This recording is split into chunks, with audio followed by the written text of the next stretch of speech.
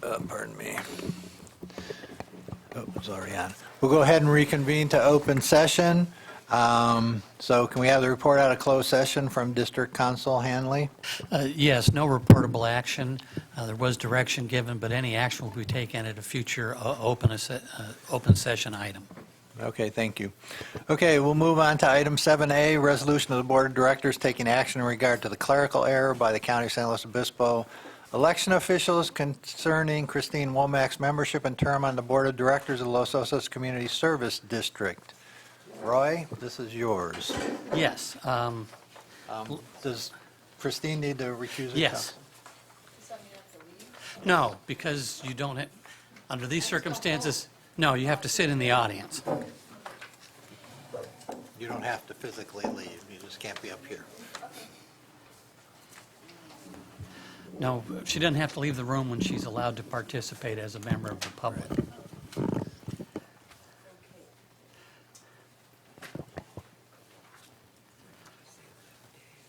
Yes. So, quite a lengthy written staff report. I'm going to do my best not to repeat it for you.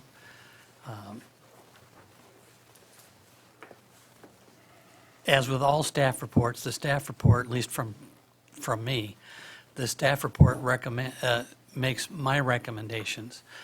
It doesn't reflect a guess of what the board might want to hear or what anyone else might want to hear. It just reflects my analysis of the facts, my review of the facts, and how I think the law applies to the situation. So my recommendation is before you. I've also listed alternatives, so after I'm through and you're through with your deliberations, I think maybe you ought to just consider whether or not you want to adopt a resolution. If you do, what resolution you want to adopt based on which alternative you choose, mine or one of the others that's listed. In writing the report and in discussing things tonight, I have not intended to be throwing county elected officials or employees or members of the Board of Supervisors under the bus. These are human endeavors. When we do these things, since we're all human, we do make mistakes. In fact, in my staff report, I typed a 7 where I should have typed 2. And we also have received word from a county employee that they would prefer that in the resolution, if you adopt it, we refer to a deputy at the county clerk recorder's office instead of to a specific title. I happen to have no problem with that. It's not relevant to my legal analysis as to whom it was that the general manager spoke to. I'm going to give you my interpretation of what the county did. We've all read, both in my report and in an online thing, the rather Hanley-esque but snarky reference to the fact that the county is not a superior governmental agency to the Los Osos CSD. I do have an opinion as to actually what the Board of Supervisors intended to do with the action that they took, because I was there, I heard them speak, I heard County Council speak. And what I think the Board of Supervisors intended to do was recognize that a mistake led to a ballot being presented a certain way, and then they wanted to pass any decision-making on how to deal with that mistake away from the Board of Supervisors and onto you, the Board of Directors of the Los Osos Community Services District. So that's why we're here tonight. I don't think they were intending to give you direction as to what to do. I think they were passing the baton and figuring it was a decision better left to you than to them. So we're here. The gist of my lengthy written report really is that nobody at the district did anything wrong. No past or current member of the Board of Directors did anything wrong. Ms. Womack didn't do anything wrong. We had a mistake on the ballot, and now this board has to decide what it wants to do to deal with that situation. So I've given you my conclusion in the staff report, and I've given you my recommended resolution. I don't make rulings. You get to consider what I've described to you and told you, along with everything else you hear, and consider that along with your own thoughts and impressions, and make your own decision on how this board proceeds. With that, I'm prepared to answer any questions you might have. Yeah, I have a question, Roy. Yes, sir. Excuse me. I have an alternative that I'd like to propose that's not on your list here. So should I do that now or after public comment, or what's the best time to do that? I think the public, as I hear the matter, would rather hear it now before you go to Okay. public comment than later. Well, I'd like to propose another alternative here, which is basically the same as your first alternative here. But what I'd like to do is say that the resolution to make the appointment of Christine Womack would be effective for 2 years. And then in 2020, it would become a 4-year term. So she'd be up for election with the other board members for a full term, So- which is what the understanding was, as I understand, when she filed for the election, that it was only going to be a 2-year term. Yeah, your point being that in doing that, you accomplish two things. One would be recognizing that the time has long since passed to have any legal arguments over how the ballot was put together, and having it be a 2-year term meets everybody's expectations as they existed at the time based on the mistake, that it would return, and I apologize for thinking out loud, but that's what we're doing here. The district needs to be on a cycle where you have 3 terms up Right. and then 2 terms up, and this would return the district to 3 full terms at the next election instead of 2 elections from now. So understanding that, I said that there are other alternatives other than the ones I mentioned, so that's something you can consider. Well, I think this is what I would like the board to consider, because I think based on, as I read your analysis here, and based on how we understood this happened, was that when Christine signed up in order to be an incumbent, she was told she had a 2-year term. So that's why I'd like to make it a 2-year term, but rather than going off cycle on the elections, just to make it a 4-year term in the election in 2020. That's my alternative. Yeah, I'm and gonna that propose. wouldn't change any of the identified risks that I included in my description of alternatives, so I'd have no additional risks to add there. Well, that's going to be my motion when we get to that point. So any other comments or questions? Okay, seeing none, we'll go to public comment on this item.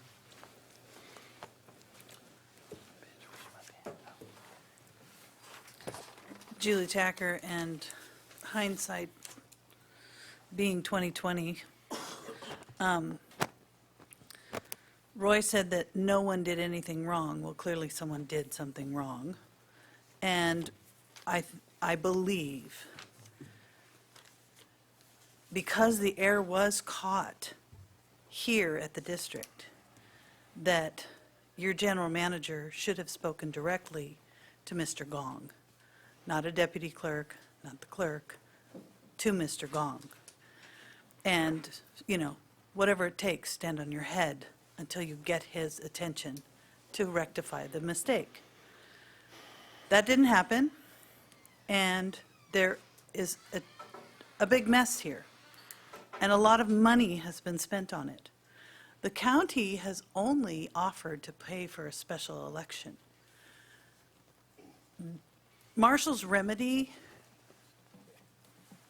negates the need for the special election, and I like that because I am a taxpayer of the county, and I don't want the county to spend $50,000 to $70,000 as was estimated. So I would support his recommendation, but any costs that have been incurred by the district, special legal counsel, even Renee's time, all should be asked for reimbursement from the county, because this was a mess. They take responsibility for it, so let them pick up the tab. Thank you.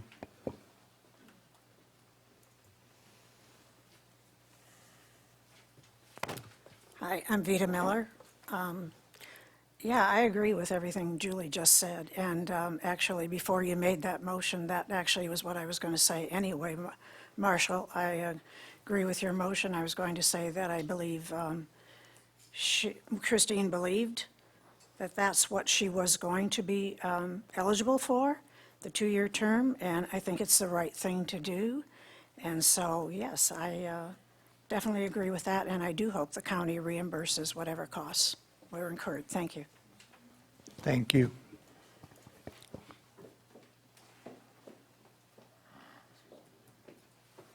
Lynette Tornatsky. I don't know. I'm not a legal expert here, but John Eric was a 4-year term, and that's what Chris thought originally that she was going for, and then she was told different. So I would like to know what actually is the difference in cost if we do it giving her the 4 years or giving her the 2 years. I'd like to know what the cost difference would be to the district. And frankly, respecting your opinion, Marshall, I think Chris ought to get a 4-year term, and that's just my opinion. Thank you. Thank you. Good evening, Lindy Owen. I think the whole issue has gotten very muddied and confusing. There was a 2-year term to be finished, and it was finished, and the election should have gone for 3 full terms. It's pretty clear, and if the mistakes were made, they should be corrected. It's not rocket science. It's called doing the right thing. The situation of having to, the people that did put the time and money into putting their signs out and campaigning and running did the work, and that just left Christine to not have to do that work, and to give her a 4-year term is just pretty much, I think, unfair to those that did make the effort to do the process that was lined out. I personally think that there had to be some confusion. I don't think Tommy Gong is all at fault on this, and so I still hold the people that are at fault, and they know who they are, responsible, and think that that should be corrected, at least the next election cycle. I think that's when Christine and whoever wants to run against her should have a chance to take on the next 2 years if you want to make it a shorter term. And I think the cost of Steve's lawsuit should be covered by the county also. If we're not going to hold a special election, they should at least cover the cost of that lawsuit. And I think he has a valid complaint. He's, from what I understand, not terribly interested in running because of his health now, but he does want this justice to be carried through, and it's what we need to see from the CSD. Thank you.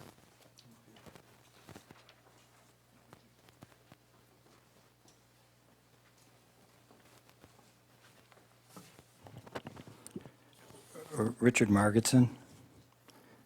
3 minutes isn't a long enough time to go over this staff report, but to say that nobody at the district had any responsibility is pathetic. General manager of a district should know the length of the terms. When the district was informed that Christine would be a 2-year term, I guarantee you Mr. Buell would have never got this far when Buell was our general manager. That's part of the knowledge a general manager should have about their district. It's also a knowledge that directors should have about how their election process runs in their district. These are 4-year terms. At some point, somebody should have said, wait a minute, this doesn't even make sense. We've never had a 2-year term, ever. They've all been 4-year terms.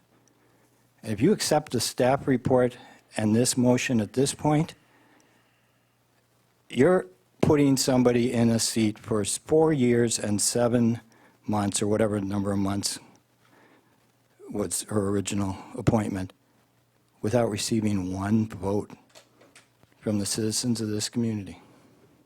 And there's no guarantee with the number of votes that Steve got and Matthew got and Chuck got that she would have filled one of those seats. 3,000 is a pretty good threshold in this community to crack. And to say that, oh, the county probably wouldn't pay for it or might renege or whatever, if you were in the room, supervisor from the South County was urging and pretty much said, if there's a special election that has to be held, I think we're responsible for paying for it. They would find the money to pay for it. And you're worried about Christine suing us? I think the community would have a problem with somebody suing to get a 4-year term that didn't receive one vote from this community. And if she did, I'd have concern about her moral compass and her ability and right to sit on this board. Yeah, you may have the right to do this, but is it right? And if a lawsuit was brought by Christine, it'd be really interesting to see it get all the way to the appellate court or the state Supreme Court and let them have this discussion of somebody taking a 4-year seat in this country without receiving one vote on a ballot. Not one ballot had Christine's name on it.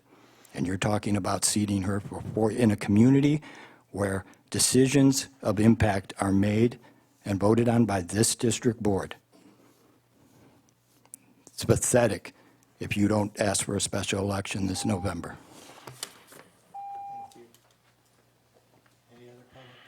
Any other public comment? Okay, seeing none, I'll close public comment and bring it back to the board.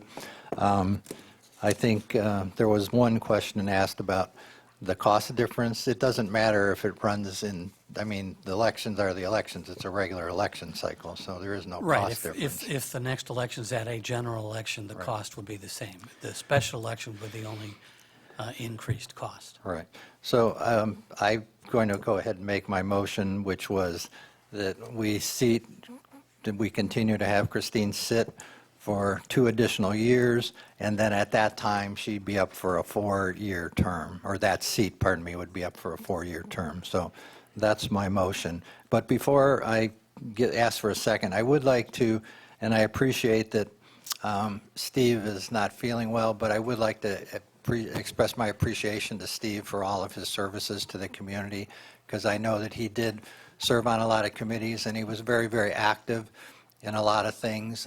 The dog park is just one example. So I'd like to express my appreciation to Steve before we move on. So I know he's unable to attend, but I do want to express my appreciation. So I'm going to make a motion that we go ahead and adopt my alternative, which is we seat Christine for a 2-year term, and at the end of that term, or those 2 years, that she be up for a 4-year election. Would you, before we have a second, would you intend to have a resolution to that effect? Yes, sir. So I would recommend that then we change the resolution. We would have to change the last, basically combine the last 2 whereas clauses. So it would read, in understanding that her term would be 2 years, period.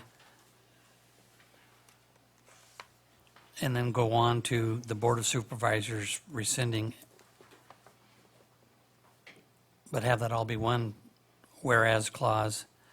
And then, found another typo, that's great. The first section 3, not the second section 3, the first section 3 in the draft resolution would have to be changed to reflect that she's reappointed to a vacancy on the Los Osos Community Services District Board of Directors, and upon the qualification and seating of a successor at the November 2020 election for a 4-year term. Okay. Makes sense to me. And So by that, what I mean is that her spot would be up at, if I understood your direction correctly, her spot would be up at the next election, and it would be a 4-year term along with the other 2 terms that are up. correct. Okay. And then I guess one other typo, as Oh, you mentioned, we have to change the second section 3 to To section 4. 4. And I would also like to change the reference to the person at the clerk recorder's office to have it read a deputy. And I think that serves all our legal needs, and we don't have to be concerned about exactly who it was. Okay. All right, we have a motion. Do I have a second? I second, I second that motion with the amendments. But Okay. I'd just like to point out, I mean, this is not something our community asked for. And it's really testing our resolve. Sure. Okay. It's on. Okay, I got it. I think it's testing our resiliency and resolve as a community, so I don't think that there was anybody trying to cause this in this room. And I think that by going ahead and making the 2 years and then following that up with a 4-year, I think that gives Ms. Womack exactly what she was under the impression she was in for, and it also helps us move on as a community. This is a point where we could pick each other apart about this, or we could decide that this is something that we can come together about. We might not like it, but we can make a decision and move on and start doing good work that's been done, especially on bond refinancing. So I second this motion. Thank you. Any more discussion? Yes, before cast a vote, I've got to agree with some of the people in the audience that to let this go without a conversation with Tommy Gong directly, I think was a critical mistake. He should have had to explain thoroughly. It might have helped his thought process to go through this again and really have to explain to someone just why he did what he did. And maybe it can't be explained, but I'm still not convinced that we did everything we could to correct the situation and prevent it from getting to this point. On the other hand, I don't want to see a needless, protracted battle here. The idea of a special election costs don't thrill me, but I do want to get to an election as soon as possible, and there's just no way I could consider a 4-year appointment. That would be extremely wrong. Can I say something then to that? It's kind of hard to have a conversation with Tommy Gong if he doesn't call you back. So I finally, who I was able to reach is who gave me the information, read the information to me from the application and said that this was the decision that Tommy Gong had made. So again, left several messages for Mr. Gong, and I got no calls back other than from this particular person. He works for someone too. Yeah. He works for the voters. Do you have any comments, Vicki? Yeah, I do.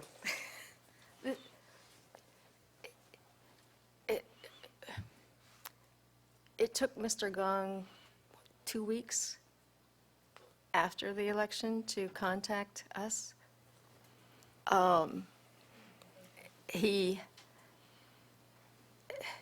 His apologies in the newspaper shifted a little, and he never took direct responsibility, and it was his responsibility. And I think that our proposed action is the best that we can do in the circumstances. I want it to be very, very clear that this was not a staff issue here. Okay. All right, any other comments? Okay, since it's a resolution, we'll take a roll call vote. President Ohilsky? Yes. Director Fourcroy? Yes. Director Millage? Yes. Vice President Sesania? Yes. Thank you. Okay, thank you. We appreciate everybody. Now, Chris, you can come back up. Okay, the next item on the agenda, and this item was put up here because Rob Miller was going to be here, but he had to leave. So it's consideration of the district's portion of the Basin Management Committee's operating budget for calendar year 2019. Rob provided the staff report, so I think it's pretty clear. The district is responsible for 38% of the budget under the stipulated judgment with the courts. Golden State's responsible for 38%. County is responsible for 20% and S&T for 4%. So we did, when the Basin Management Committee met, we did reduce the budget and took out some line items. I think those of you who were there, if anybody, know that. So this is the budget, and we need approval so we can move forward with the upcoming year of the Basin Management Committee. And it's a calendar year budget, so we're kind of like on hold right now because the budget started January 1st. I don't know if anybody has any questions, but I can answer those. But I think the staff report that Rob wrote is pretty straightforward and pretty clear.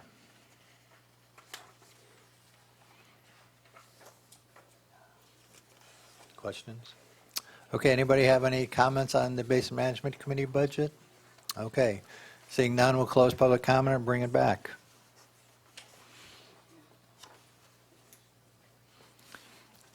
Questions, discussion, motion? Pardon? Yes?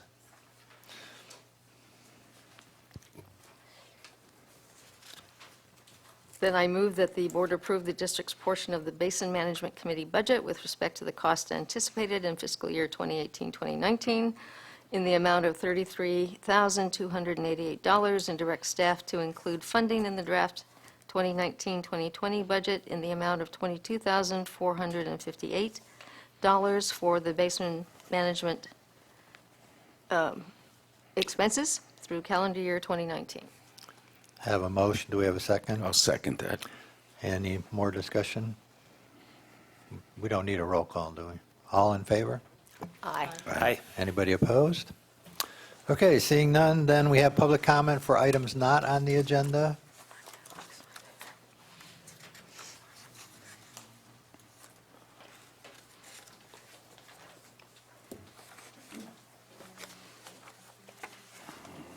Oh, we're getting paper.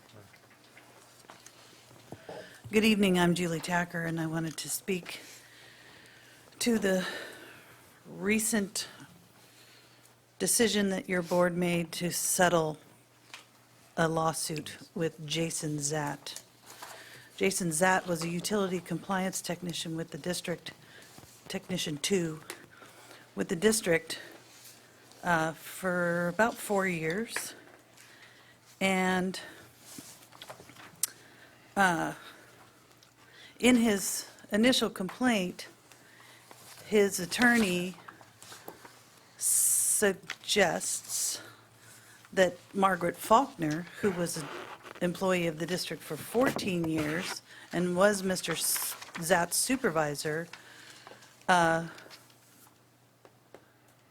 reason for resigning was to avoid working with the district's general manager. Mr. Zatt was terminated by the district manager.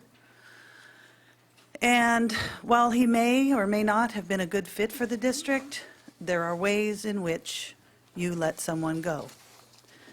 The cost to the district, nearly 2 years of legal wranglings with the union involved, private attorneys involved, a special counsel involved.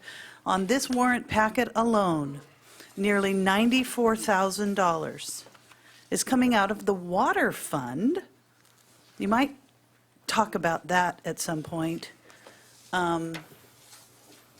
Because his position was in the water fund doesn't necessarily mean that the water department needs to take this up. This is a human resource issue, and in my mind, it's administration. Furthermore, and I've just handed you all the contract with Grace Environmental, and I've highlighted item number 6 in the indemnification clause. And if Grace Environmental is found negligent, which I believe Ms. Osborne was in this case, you can recover damages from them. Another thought process, because we have had personnel matters that have gone to court and settled before, we engaged our insurance company to cover some costs and recover costs. So I am incensed, outraged that the water department, the water ratepayers who pay you good money for their water, have to pick up the cost associated with this blunder. And I would like you all to go to closed session and discuss how this truly should be handled and what the district's protection is. Thank you.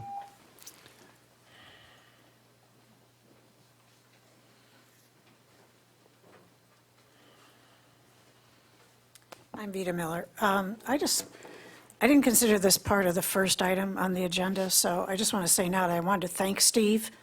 I wish him all the best, and I don't mean that as a pun. His name is Steve Best. I really hope that he has a recovery, a full recovery. But it was because of Steve shining a light on all this. And his intent was transparency in this process and justice. I had several conversations with him, and that was his reason for doing what he did do and filing an action, which unfortunately he was not able to follow through on. I wish he could have followed through on that action, to be perfectly honest with you. But his intent was to see the right thing being done in this community. And I have to say that I agree with what Richard said about Ms. Womack not getting a single vote in this community. And Steve, as I recall, got over 3,000 votes, so congratulating him on that. And I did bring that point up many times, and it's not a personal thing, it's just a fact. Ms. Womack did not get a single vote. So thank you, Steve. Thank you for all you did, and I wish you all the best. Thank you. Thank you. Any other public comment? Lindy?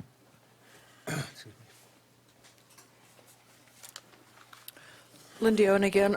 I don't see it on the agenda, but I thought that there was going to be a discussion about director's compensation and abuse of the director's.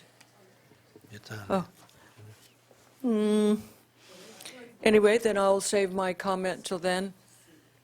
Okay. Yeah, it's 12C. Okay, I oversaw it, I guess. Didn't see it. It's okay. I guess my other comments are, this CSD has had problems from the very start, and a lot of it becomes, again, as you were saying, we want to just forgive and move on and not have disparities and division. But until things are done correctly, there are people in the community that are going to stand up to make sure that the right things are done. So having a discussion is a healthy thing, and I don't think that we just sort of go, well, in this case, let's just move on.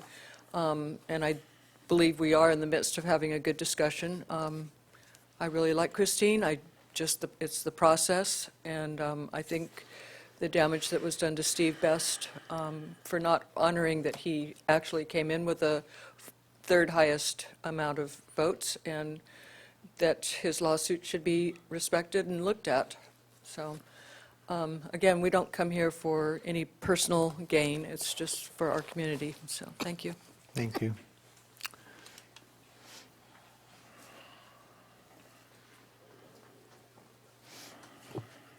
Richard Margetson, I wasn't at your last board meeting, but to my surprise, when I came back and found out that Marshall was the chair,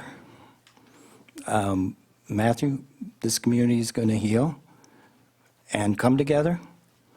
Chuck should have been the president. He's the only four-time elected official in this community. He got the most votes. That means a lot of people like Chuck.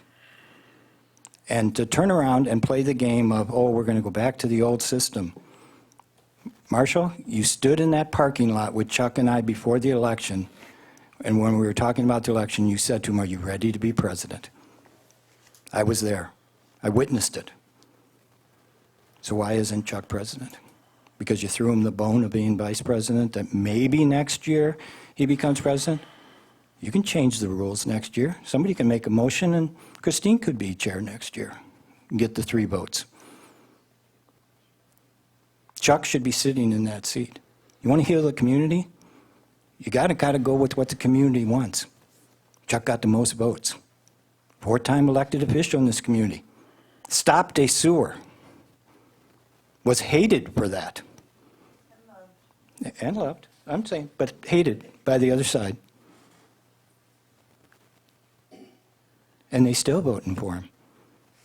Because maybe he's brought something forward over the years. And for the directors that campaigned against him, I heard Vicky tell committee members at the Finance Committee not to vote for him. I witnessed that conversation. I know Lou and Lynette were going door to door campaigning against Chuck. But I want one of you to tell me what you have against Chuck that he shouldn't be sitting on this board. Because I don't think one of you can. That sewer should be outside of town, shouldn't be in town. Even the press, after not supporting any of our positions.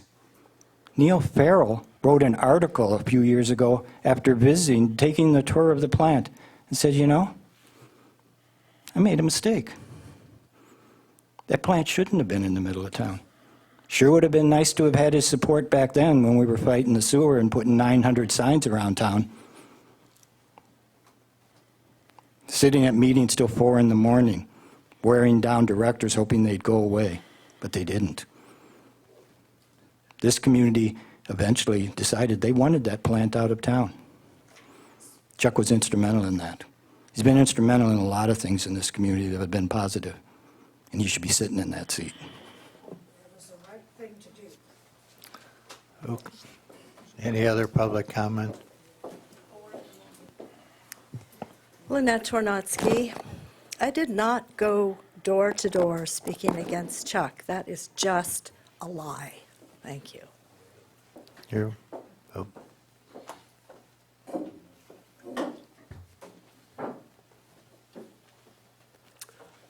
Lou Tornotsky. I went door to door, but I went door to door to get that man elected. Because I thought that this board needs people that are under the age of 56, under the age of 40, that can represent things that are a little bit different than the board that has been the board. He's one. I believe she's one. God love you. Okay, thank you. Any other public comment? Seeing none, we'll close public comment and bring it back for administrative and committee reports. We will not have a fire report, but there is a written report in the agenda package. Do you want to give us an update on what happened to the chief getting promoted? Yeah, our chief has been promoted. So they are looking for, they have a, I can't say his last name, so I'm not even going to try, Hong or something like that, from Wong, he's over at the training center. But he's supposed to be our temporary chief, so we should hear something soon. We should hear something by next week. But yes, Chief Alex has been promoted, and Chief Spinarni has retired. Yep. Okay, thank you. So we'll move with that. We'll move to the Sheriff Department report.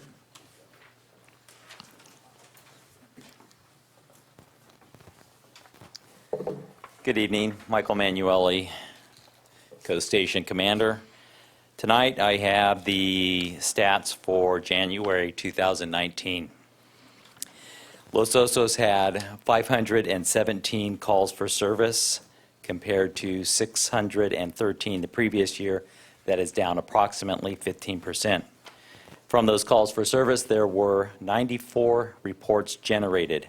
Again, down about 9% from the 103 the previous year. There were 2 calls for service regarding assault or battery. One was a disturbance at a local drinking establishment. The other one was a domestic violence. We had 33 disturbance calls generating 7 reports, 6 burglaries generating 1 report, some fishing gear stolen out of a storage unit. There were 9 theft reports, 9 calls for service regarding thefts, generating 3 reports, stolen bike. This one's kind of unique. Doors stolen off a custom-painted Jeep. Very valuable. They damaged the Jeep in the process. They come off easily, but they managed to damage the Jeep as well. One victim lost $12,700 to a online scam. They tried purchasing an oxygen chamber, and it never arrived. There were no vandalisms, no mail thefts, 4 phone scams, 30 suspicious circumstances, resulting in 1 report. And this is why we appreciate all those suspicious circumstances call. This one observed a subject removing a bicycle from the back of a truck. The subject then entered the truck. They called us. We were able to get on scene and identify the subject before he fled from us. We'll be filing charges. And all total, there were 23 adult arrests for the month, and that's my report. Thank you. Any questions? Thank Okay. you. Have a good evening. Thank you. Utilities Department report. Oh, if you're leaving, I wanted to thank you, by the way, for your swearing in at the chamber dinner the other night. My honor. Thank you. Thank you.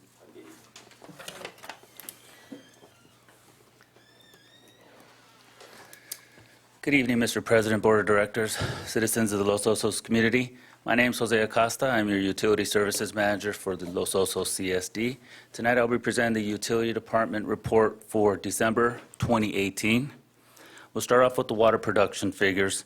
During the month of December 2018, the district produced 11.8 million gallons of water. This equated to approximately 380,000 gallons per day. This represents a decrease in production from last year by approximately 20.69%. Using the state's formula to calculate the residential usage per capita for the month of December, the customers use approximately 50.8 gallons per day. I do want to point out that that's a decrease from 64.1 gallons per person per day last year. And that is the lowest figure since January of 2016 as gallons per day per capita. So citizens are doing a very great job.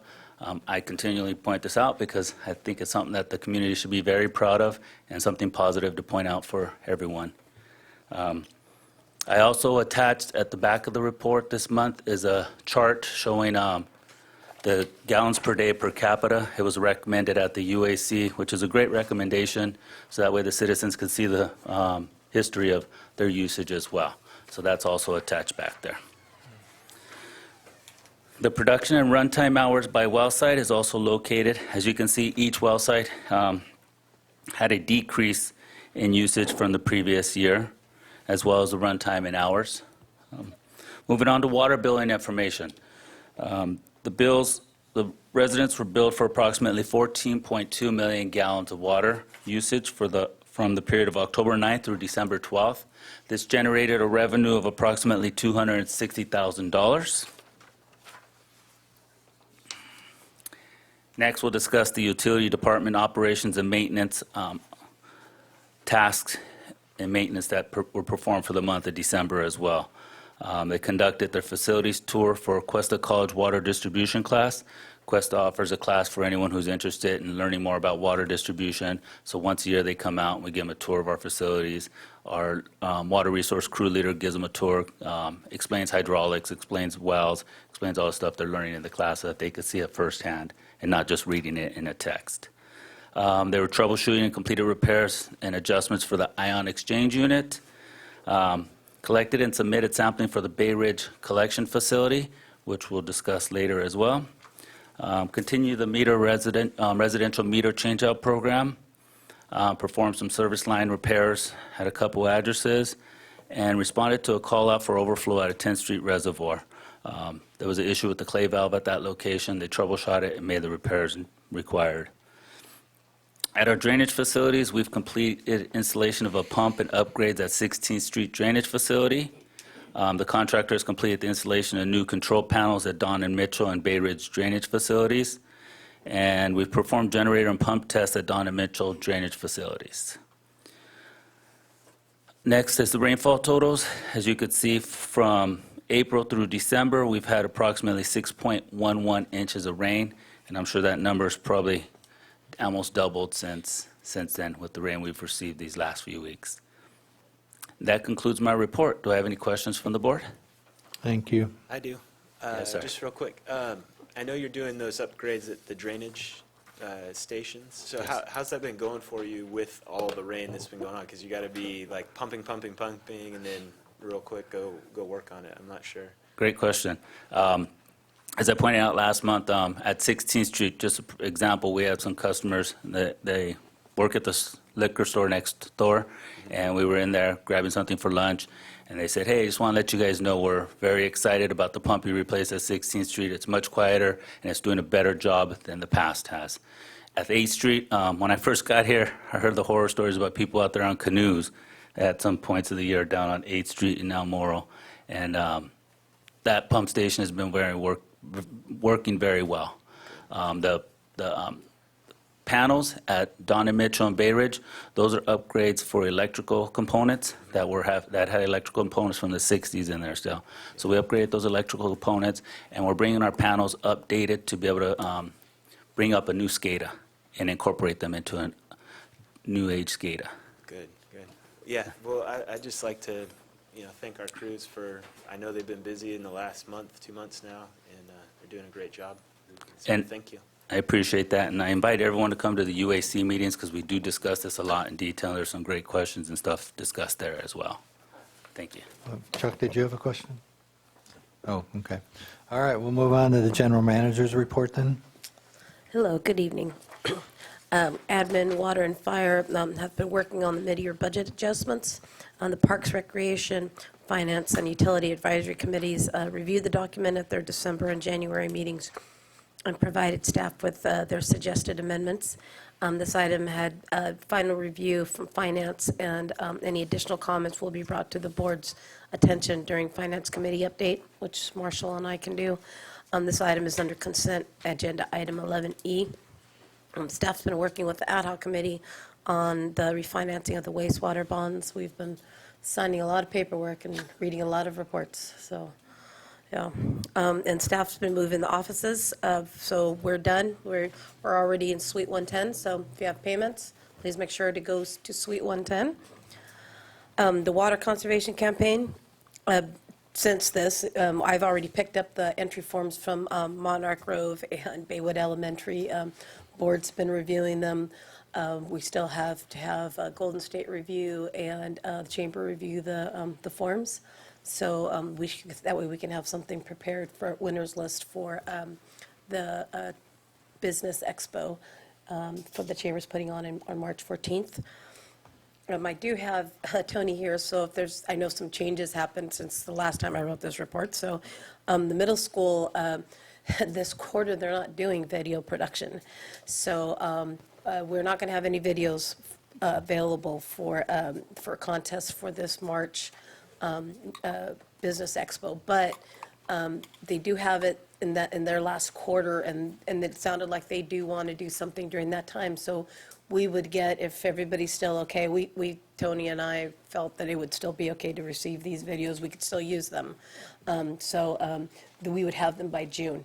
So we could do something special for those kids during that time. Depending on how much money we raise is going to depend on how many winners we have. So we'll just have to set aside money to make sure to leave money for the winning entries for the videos. And as far as that goes, Tony's been outselling me on getting donations. So we're way over $1,000 now between the two of us, and the Chamber hasn't even started working on that yet. So we're raising some great donations out there, which should cover this program, which should cover the expenses, which will cover the awards and the banners and anything we decide to purchase with that. All that is, all the money is going straight to the Chamber. We're not touching any of it. We've set aside, as a board, we set aside $200 to donate. So that's what it's going to cost us to do this campaign. Did you want to add anything to kind of cover it? We got it? Okay. And then the only other thing is the NBS report. Although we are refinancing bonds, they have to still keep doing their job. So attached is the Wastewater Assessment District Limited Obligation Improvement Bonds Continuing Disclosure Annual Report. So this is their annual report, and they have to, per the Section 5 of the Continuous Disclosure Agreement for the bonds, NBS is required to disclose a notice on the EMA website following this event and the report is attached to the general manager's report. We have to say it out loud because we have to let the public know that it is something that's available, and they do all the posting on their site. And for now, that is all for the general manager's report, unless anybody has any questions. Any questions? Okay. LOCAC reports?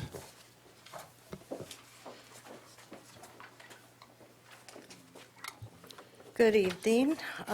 David Harris, our chairperson, was unable to be here tonight, so I was elected to give the report from LOCAC. We seated a new member to the council, Sue Morgenthaler, and she was appointed by Supervisor Gibson to replace outgoing appointee David Hunter. County Planner Carrie Brown said there would be a public meeting in the near future on the First Street Bill Lee project. She also said the community plan update for Los Osos was being delayed pending the release of the Habitat Conservation Plan.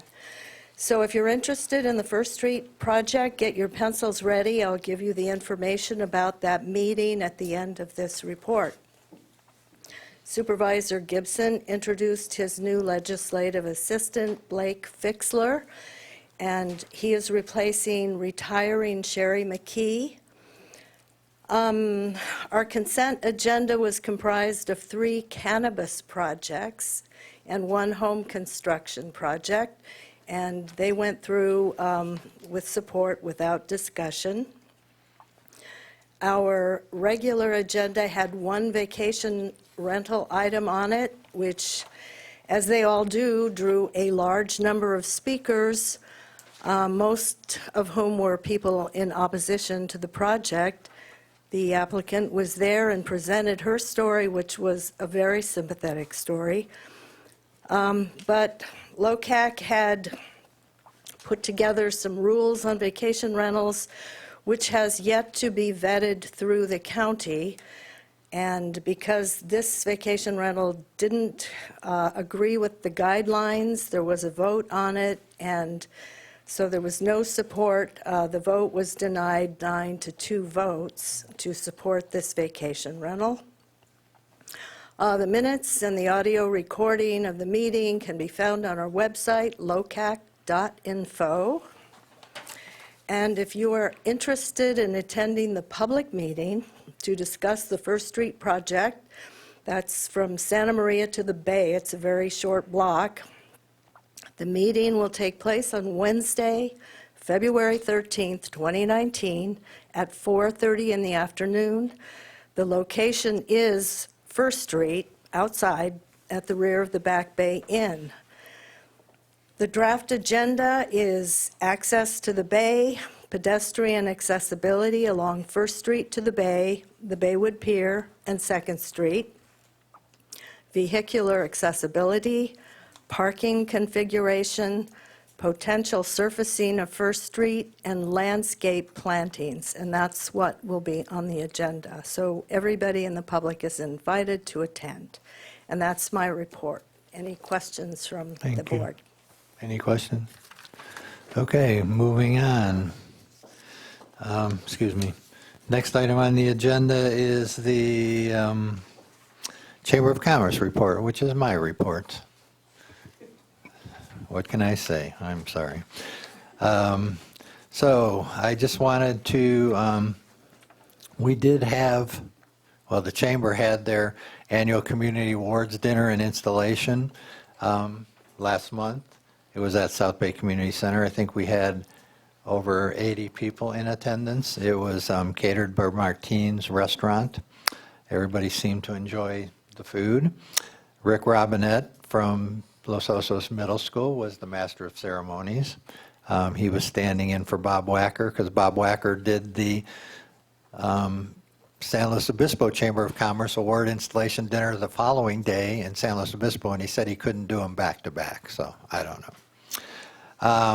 So there was recognition of the outgoing board of directors, which was Steve Vincent, Sherry Grimm, Olivia Martinez, and Jim Stanfill. And then Commander Michael did the installation. So the officers for the upcoming year are Marshall O'Hilsky, President, Jim Stanfield, treasurer, Lynette Tornatsky, secretary, and Tim Carstairs, president-elect. And the directors are John Cascamo, Rita Flores, Richard Joseph, Tony Lindstrom, Olivia Martinez, Dean Marchant, and Gabe Quiroz. And then I gave a little talk on building our future.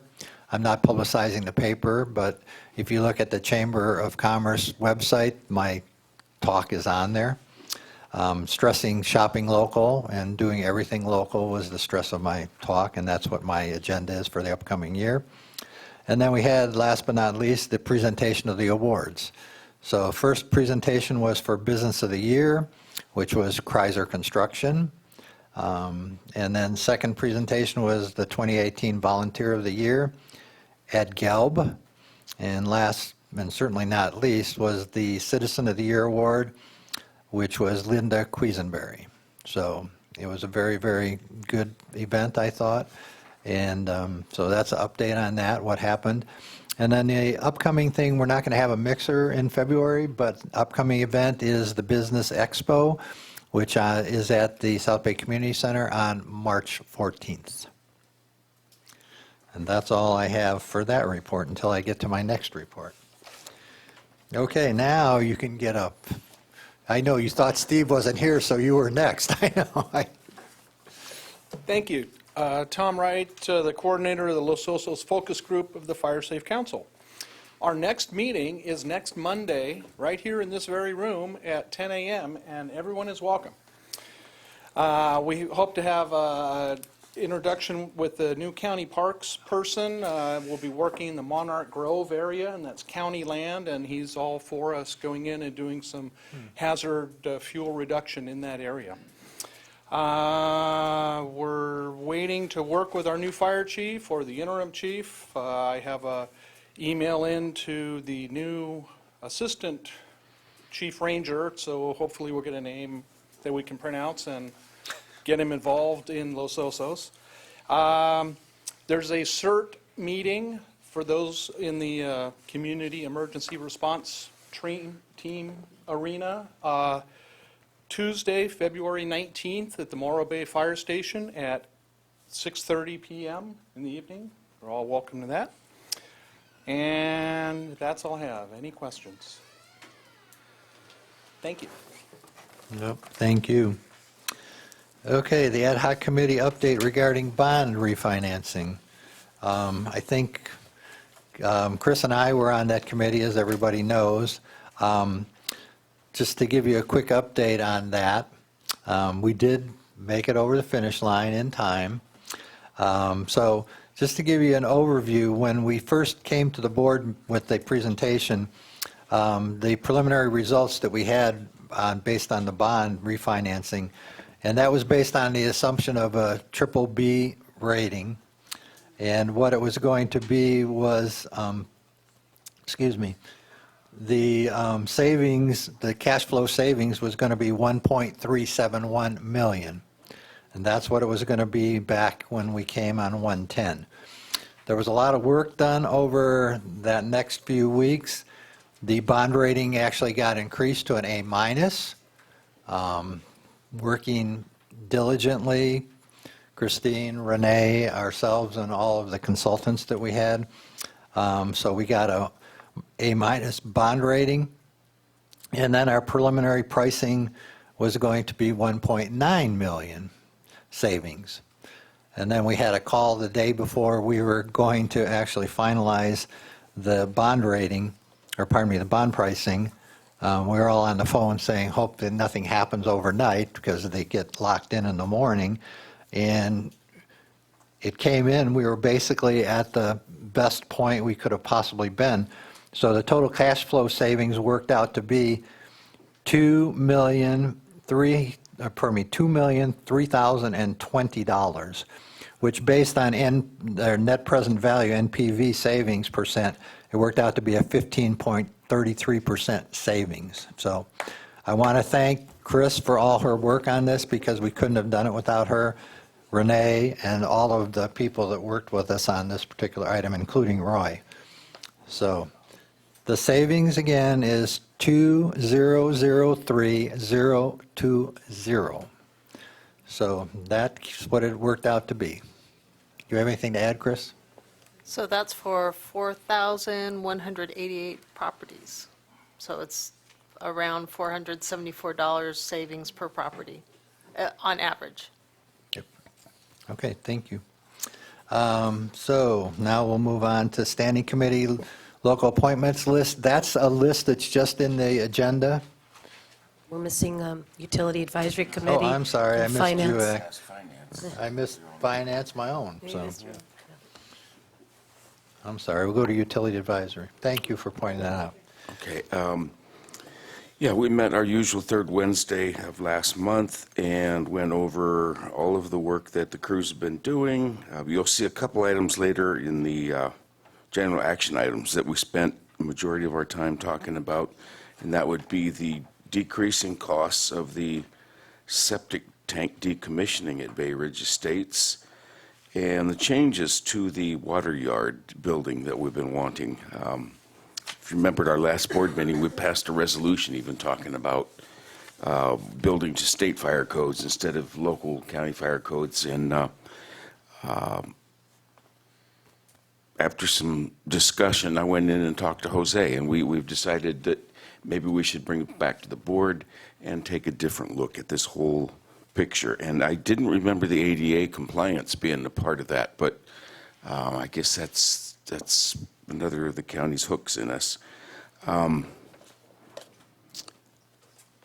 thing I did want to point out, and this is for the next UAC agenda, from the minutes, that our board did refer the penalty policy back to us for reconsideration, the leak policy. We had that one large bill, and so we don't have a way to grant relief. Do we want to even consider that? So that got kicked back. We'll need to have that on our agenda. And with that, we'll wait for items 12D and E to talk more. Any questions? Okay, moving on to Financial Advisory Committee, me again. So the committee did discuss the items that are on the agenda. So the warrant register, there was a committee recommendation to the board that the board approve the warrant register with the qualification that was previously mentioned by Ms. Tacker, was that they believed or recommending that all costs attributable to the district from the election should be paid for by the county. So since they're not being charged for holding a special election, they should be reimbursing us for these costs. So that was the recommendation, that approve the financial reports, but with the recommendation or direction to the board that we should bill the county for any of the costs involved with the legal costs and other costs involved with the resolution of the election issue. So the mid-year budget, or pardon me, the financial reports, there was a question primarily about the same item, but there was also a question about the reports in the warrant register, and the numbers in the financial reports did not match 100%. And we did get the answer to that question, which was they were generated at a different period of time. That's why the numbers didn't match. So in the future, we'll try to get the same period of time in the reports so they do match. I think that was pretty much a no-brainer. Then there were some specific questions that Adrian wasn't there, our bookkeeper accountant, and Renee was sick, and you can probably tell she's still a little hoarse. But those items were going to be addressed and brought back for informational items, and I know Renee has some of them to talk about. But before I get there, so the mid-year budget adjustment was recommended, and then the water drainage reserves was recommended. And then regarding the other item was the low-income assistance fund, which this committee referred back to the Financial Advisory Committee. And what they recommended, since there's still 200 people, I believe is the correct number, that have not hooked up to the sewer yet, that instead of trying to start out with a new program right now, to just still have that money available for people that may need that funding under the low-income criteria. So they suggested, and I think this was what they even wanted to say in the motion, but that we kick the can down the road until everybody that needs to be hooked up, and the notices of violation have gone out to all of the residents, so they're aware that they have to hook them up. But until those notices went out and people were really aware that they had to do something, that we just keep the program in place. So that was the recommendation on that.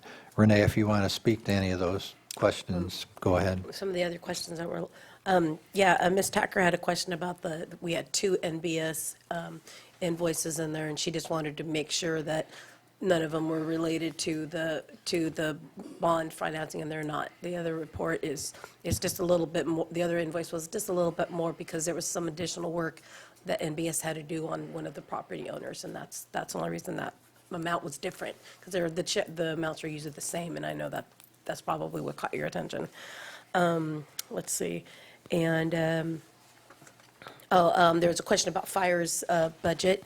There was under PPE, under personal protection equipment, they were already they tapped that line item out, and was, if they were planning on leaving it like that, or, and I did speak to Harmony, and they said that they were done, that they've already stocked up, and so yes, they do intend to leave that particular line item exactly where it is. That was done intentionally.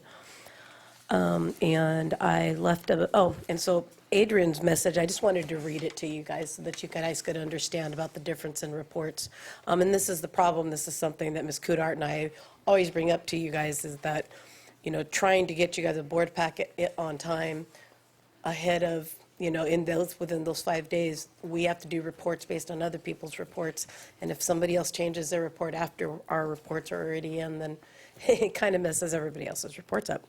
So what Adrian's message said is, the reason is that when you created your mid-year report, you used at that time the most up-to-date information available. However, I created the monthly actuals report that we actually ended up using a few days later, maybe even a week. The financial statements are very much alive. If I were to print the same report today, it would have changed again. This is because I'm making journal entries and we are recording expenses as we know about them. The only time something gets set in stone is after we have audited financial statements and I close the period permanently. So I just wanted to make sure to read that to you guys so you understand that. And there was something else. Nope, those are the only answers I have right now at this time. But that at least helps with the mid-year budget. And, and there were some changes that we obviously wanted to capture because of January expenses, which if you approve the mid-year budget, it's in consent. If you approve it, then that is my recommendation, is that when I input those numbers, that I also will have January numbers, and we'll have to adjust those line items because of some of the items that are in the January warrant report. And so I'll present you in March in the revenue expense report. You'll see the new mid-year in there, and we'll have one more opportunity. If there's something else you guys want to change, we'll have one more chance at it, if that's what you guys would like. Okay, thank you. Any questions? Okay, then now I can move on to. No, I have a comment that I missed your Finance Committee meeting the other night, and maybe this, I guess, explains it all. Make sure I understand this.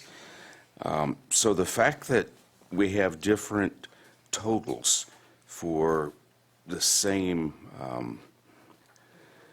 listings here, say for property taxes, underwater, both dated 12/31/18. One is the mid-year budget adjustment, and the other is the monthly actuals. Both say 12/31/18, but different amounts. Yeah, because, so when I printed up the report to incorporate it into the mid-year, she was, I thought she was done. She said she was done. And then some other items came in. She finalized her reports, and I wasn't paying attention. I'll just take full responsibility that I didn't realize that she had moved that money over already, and at that point, my report was already in and done, and I didn't even know to make that additional change. So when I do the mid-year, it will be in there when I actually So, put so it each in. of our committees will get another look at the mid-year adjustment? I mean, we could drag it out, I guess, again. Well, I mean, I've got different totals for property taxes. Reserves, vehicle reserves are different. I didn't hear any, Yeah, there's one place where vehicle replacement reserve is listed, I think at 144,000. And somewhere else, it's less than that. in water? Yeah, water was pretty much what I focused on because I Yeah. just haven't paid attention to fire. I don't This even water have, reserves I don't have balance sheet, vehicle, the balance sheet, as of 12/31/218. that's what we spent. Okay, that's what we've spent. Yeah, 'cause this is year-to-date. These are based off of expenses. So fiscal year-to-date, these are expenses. That's not the balance in the reserve. That's what we spent, and that's the truck we just purchased in September. Okay, I guess I'm confused because every other reserve amount matches between the year-to-date and the monthlies. But then, I think I'd like another look at it.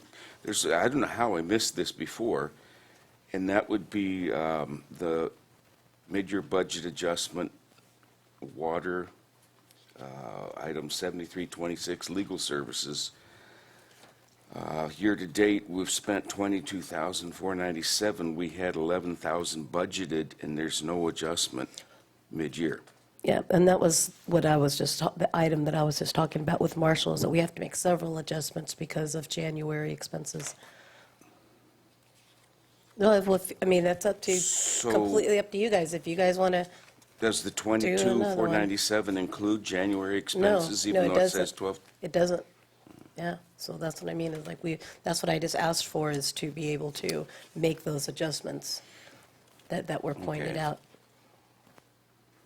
Because I had trouble actually following adjustments and the logic behind when we worry about increasing a particular budget by $500, by $20, when other places, it seems like there are thousands of dollar adjustments that could or couldn't be made. Were these discussed at But that's it. utility advisory? Because I didn't. See, I don't remember getting have- into them there, and I'm just trying to remember. It's shocking to me, that legal one, why it wasn't brought up. And then I guess I'll end that with, without knowing where these Jason Zat, wherever that settlement's coming from in the water budget. It's going into legal per our auditor. So that really needs to be Yeah, adjusted. that was the comment I That's a made to big one. Marshall, Big, that per big the one. January warrants, that we need to adjust the legal for those two items. Okay, if we get to look at that again in committee, that would be great. Thank you. Okay, thank you. Any other questions? Okay, seeing none, I'm sorry, I didn't see. No. That's good. So the next item on that administrative committee reports is item K, which is just a list of the current members of the committee. Each year, we're supposed to publish this report for informational purposes. So if you look at that, obviously, all of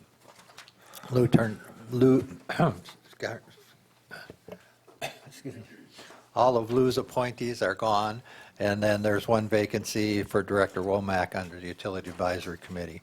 So that's the purpose of this item, just so you can see what what committee members are in their positions and what ones are vacant. So with that, then, I'm going to go ahead and move on to item L, which is the appointment of chairpersons, vice chair, and district representatives. So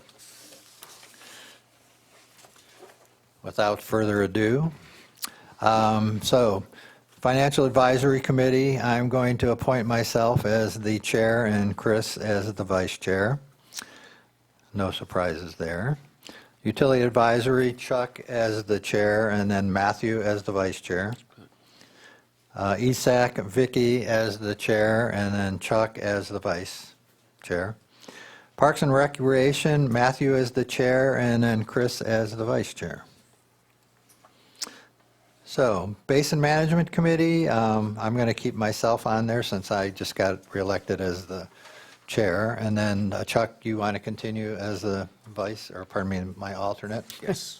Okay, and then RAC, Chuck, you want to continue on that as our representative? Yes. And then I'm going to appoint Renee as your alternate. Okay. And then these next, Will I have to attend every month, no matter what, just so you know, because we're working on grants? Or that's just IRWM, so you'll just do RAC and I'll just do IRWM? That ought to work, because IRWM seems to be the grant one. nuts and bolts. Yeah. Um, So I'll do that one then. Yeah. Okay, sorry. Well, yeah, That's okay. that works. okay, and then with the Morro Bay Estuary Program, I'm going to continue to appoint myself. We don't really need an alternate on that because we only meet quarterly and I attend every meeting. CAPSLO, Chuck, we're going to reappoint you to CAPSLO. I don't think you need an alternate for that either, do you? And in Fire Safe Council, Vicki, you'll be willing to continue in that role? Yes. And then I'm going to, for LOCAC, what I'm going to do this year is something different that we used to do, but I'm going to revert back to that. So each meeting, we're going to go ahead and revolve who gives the report rather than having a single member. So I gave the report at January, and I'm doing this in alphabetical order. So it'll be me last month, or January, then Chris, you get February. Chuck, you get March. Matthew, you get April. Vicki, you get May, and then it's back to me. So I'm going to go with that order, and then we'll just rotate it around. But Chris, you're up next to give our report there. So you know I'm on there, so I know. I'm there every month if you. But I'd like to have, I think Okay. it's helpful to give different directors to come just so they get a different perspective. That's why I'm doing that.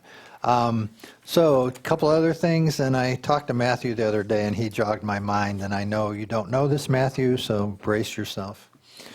I'm going to appoint an ad hoc committee, which is Matthew, which is going to look into the social media experience for the district.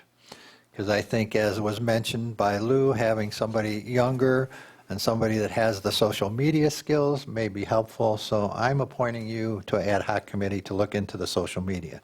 And it's something we talked about the other day, I know, with Nextdoor and things like that, we need to be able to do outreach. So you get a couple months to get back to us with the program.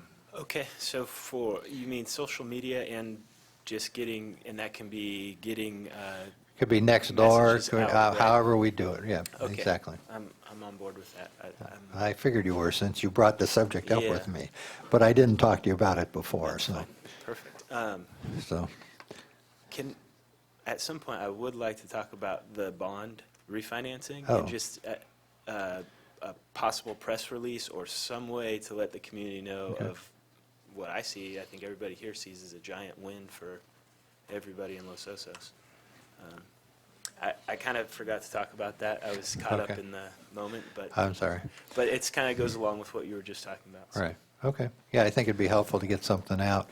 And I know we can work with Dean Sullivan and get something in the Sterile Bay News, et cetera, so. And that'll be, our financial advisor will help us with that. It's actually, so they sell the bonds, and then we refund the outstanding bonds, and that is still, that happens March 4th. So we're Right. not totally done yet. And so it'd probably be after that they would help us with the press release. Yeah, and our intent is at that first meeting in March, they're going to be here, and then that's when we'll actually have the whole thing finalized, because it will be done on March 4th. It's normally March 2nd, but that's a weekend day, so it's going to be March 4th. So if we can start working on that for that first weekend, or pardon me, the first meeting in March would be helpful. I think it may be worthwhile to send out something in the interim, just that this process is going, it's looking really good.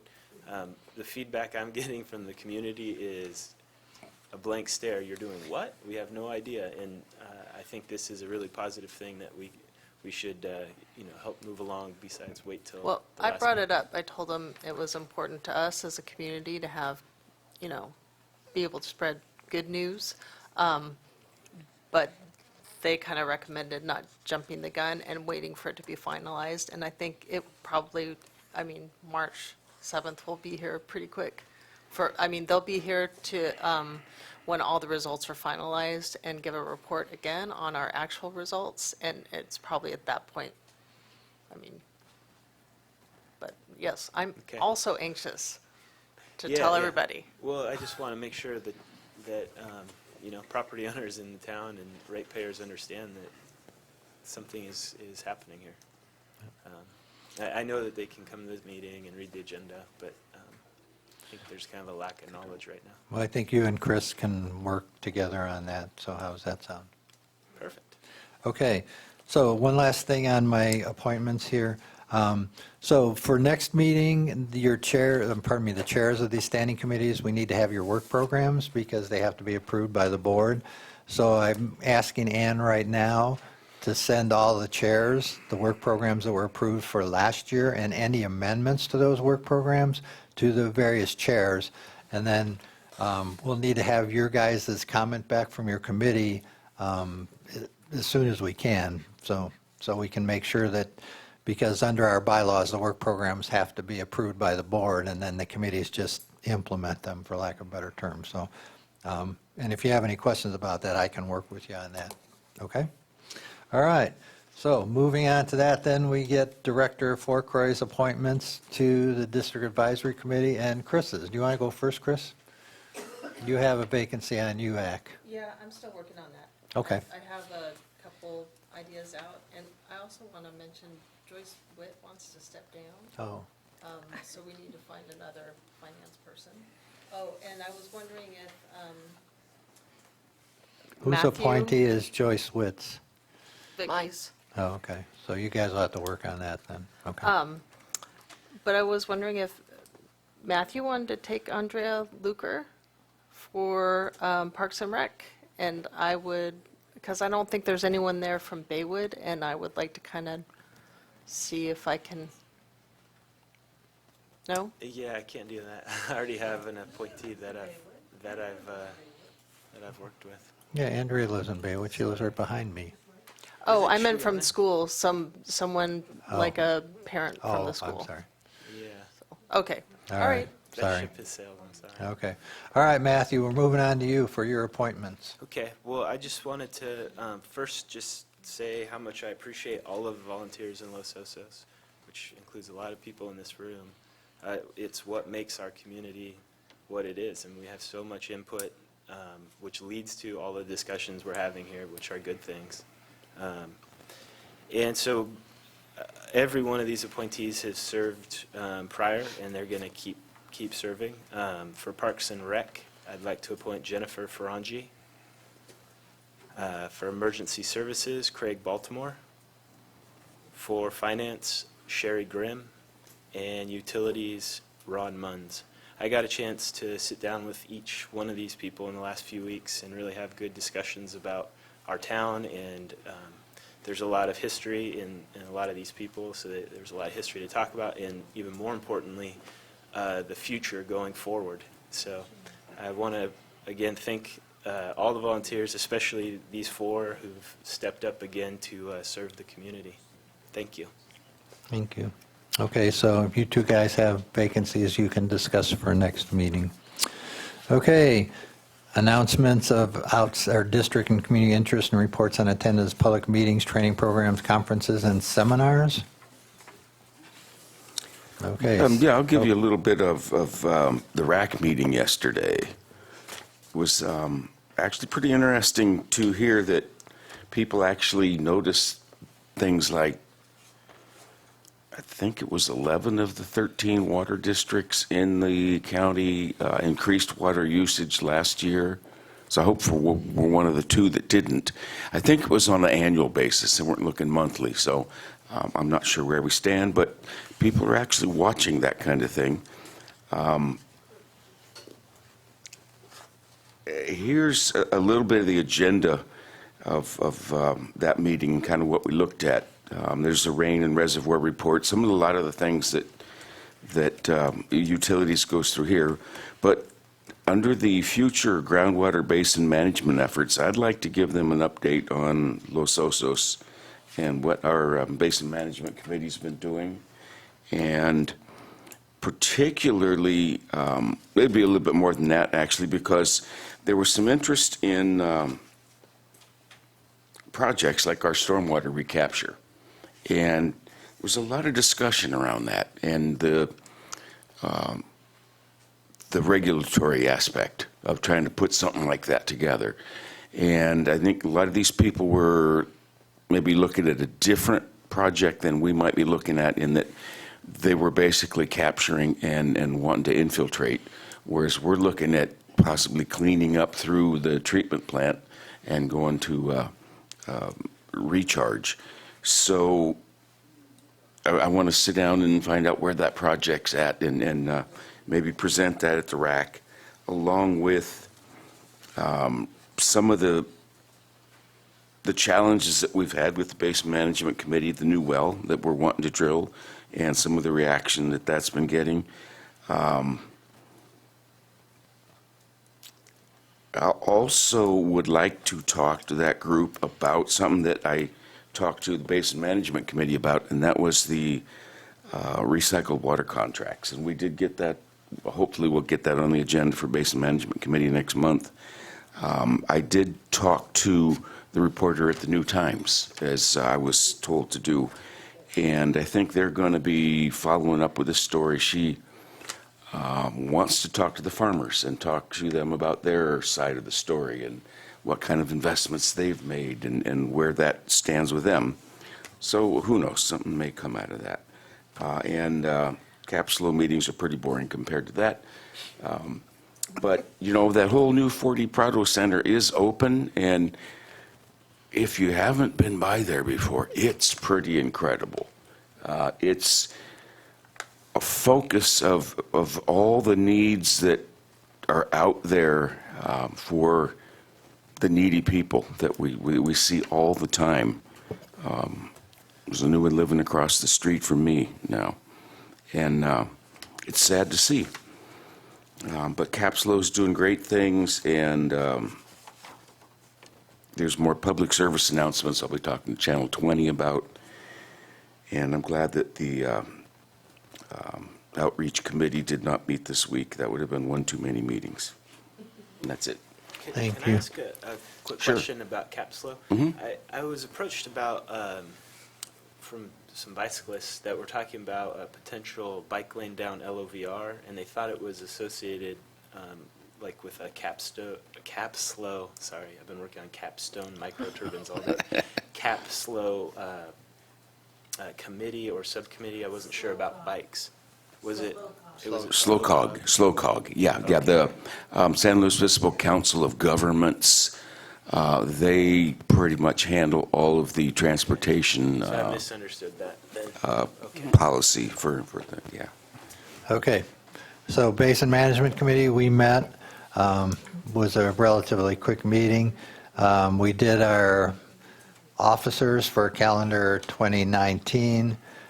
We kept the same officers as we had the previous year, which was me as the chair, Mark as the vice chair. My mind went blank. Charlie as the secretary and Bruce as the treasurer. And then we got an update on the Basin Management Plan infrastructure projects, which includes the East Side Well, which is a controversial issue, as everybody knows. So we're going to be dealing with that over the future. We got a report on the metric trends for the groundwater basin, and it shows, again, it seems to be holding steady or reversing just a little bit. And then we did adopt our annual budget contingent upon the various parties, all four of the parties approving their portion of it. And Chuck did get up and talk about the concern about the dry land farmers. Bruce did have a quick response, but it is something we will agendize at a future meeting for discussion. So that's what happened at the Basin Management Committee. So what was Bruce's response? Do you want to talk about that? You're the chair, go right ahead. The response was that they entered into contracts with these people, and as far as whether they actually contributed to the groundwater basin or not is something that they would have to look into. Is that a good way to put it?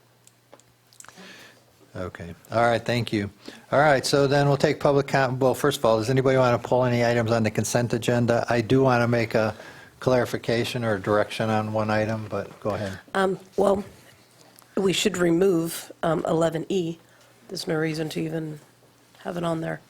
Okay. Is that okay with everybody? Okay, we'll remove 11E. We will still take public comment on it because we have to. But I just want to have one thing. This is the direction that I talked about from the Financial Advisory Committee regarding the warrant register that we'd like to, and I don't know how to do this, Roy, but just basically that we should. Don't all take care of it. You'll take care of it? Yes. You know what I'm going to say? Yes. Okay. So billing the county for the, okay, thank you. All right, so we'll leave that on consent agenda, and then we'll pull 11E, or pardon me, remove 11E. So can we take public comment on the administrative and committee reports and the consent agenda, please?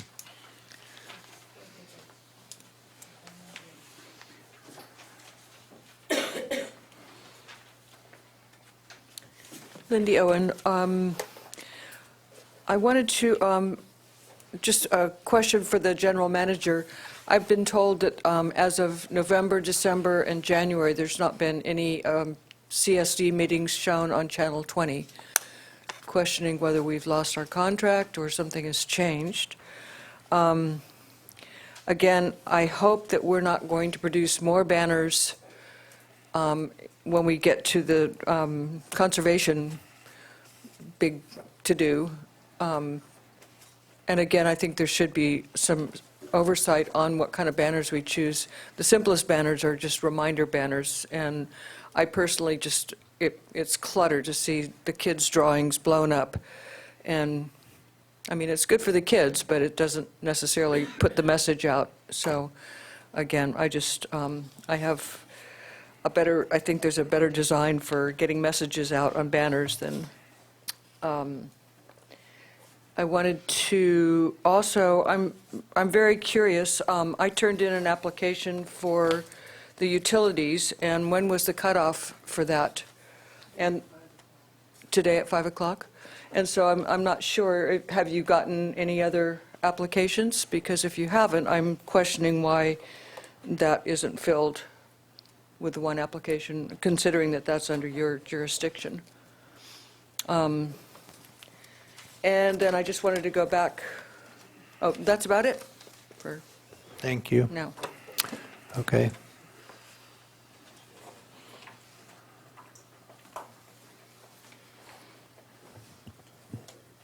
Julie Tacker, and I first want to say thank you to Tom Wright. This item 11H is much appreciated as the daughter of a reading specialist. So then, with regard to your receiving the financial reports for the period ending December 31st, 2018, some months ago, your board directed that there would be an accounting every month for the Low Income Assistance Fund, and it's not there. So that didn't happen. And the other thing I wanted to talk about that you have pulled from your agenda is the mid-year budget adjustments. And with regard to the ZAT legal matter, I'd like to see a healthier conversation, as I mentioned in public comment. I believe that these human resource matters are administration, and I don't believe the water ratepayers should have to bear the burden of this expensive issue. I also believe that you could look into an insurance claim or hold your general management consulting firm accountable through the contract that you have with them. The general, are you, excuse me, apparently you have a conversation that you need to have, and I don't get to speak uninterrupted. The explanation that Ms. Osborne gave about the differing amounts of money on the two different reports, and that she printed her report before the other report was finalized. This was brought to her attention on Monday through the Finance Committee. A revised report could have been before your board today by very simply going to the software, and as of that date, you print the report. And it should have all been reconciled. So I don't quite understand how we're into February and those reports are not comprehensive and cohesive. Thank you.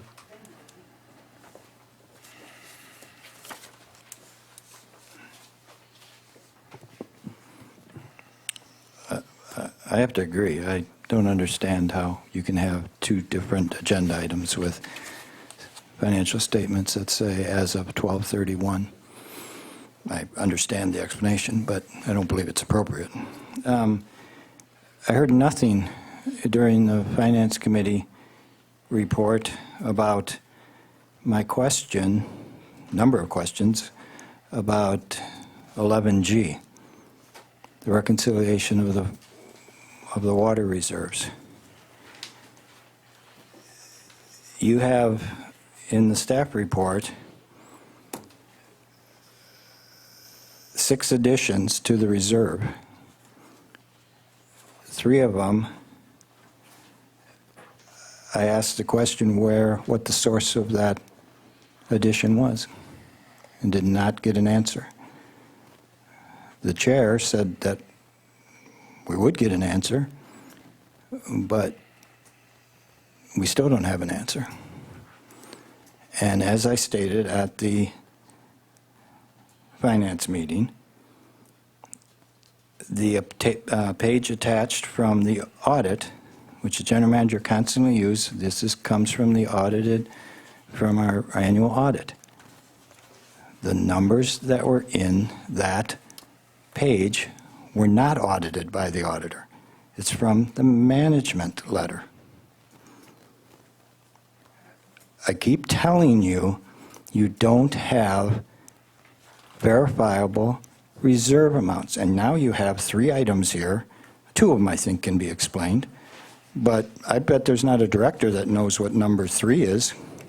Capital outlay, board-directed capital outlay, an addition of $92,873.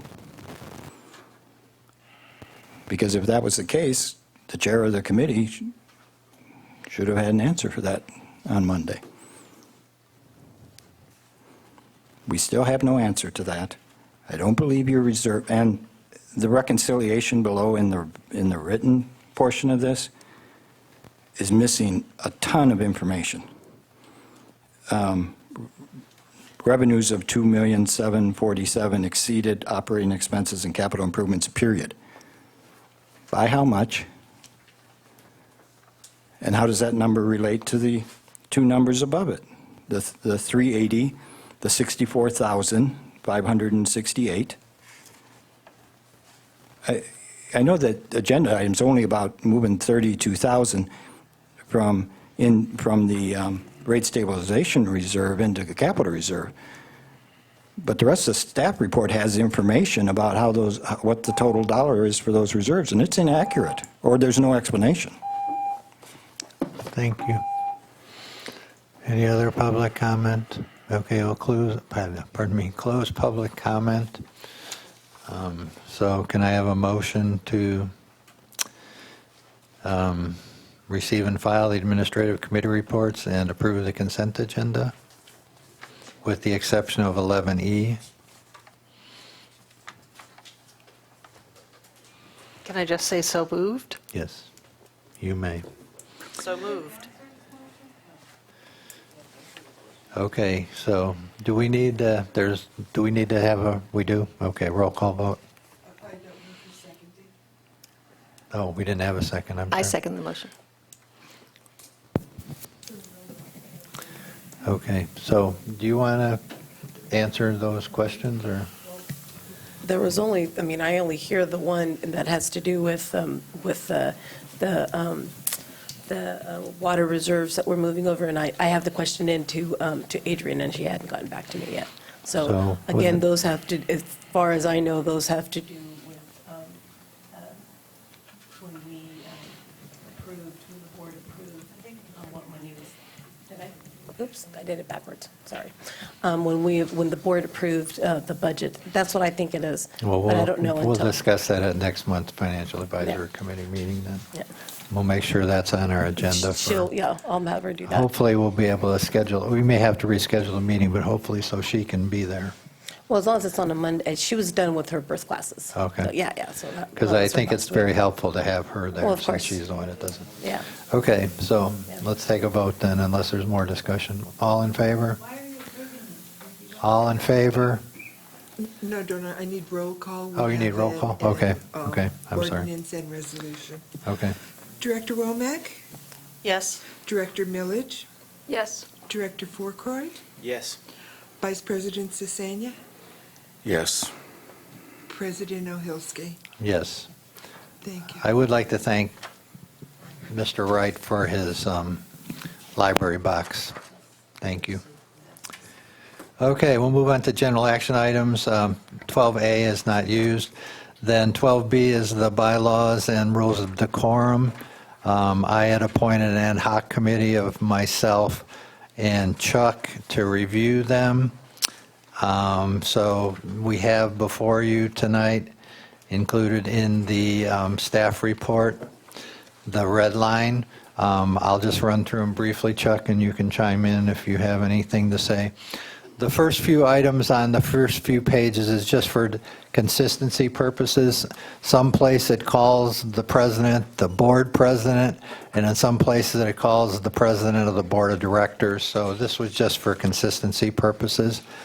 And then what I wanted to do, and Chuck and I talked about this, was to make sure that the vice president was basically the president-elect.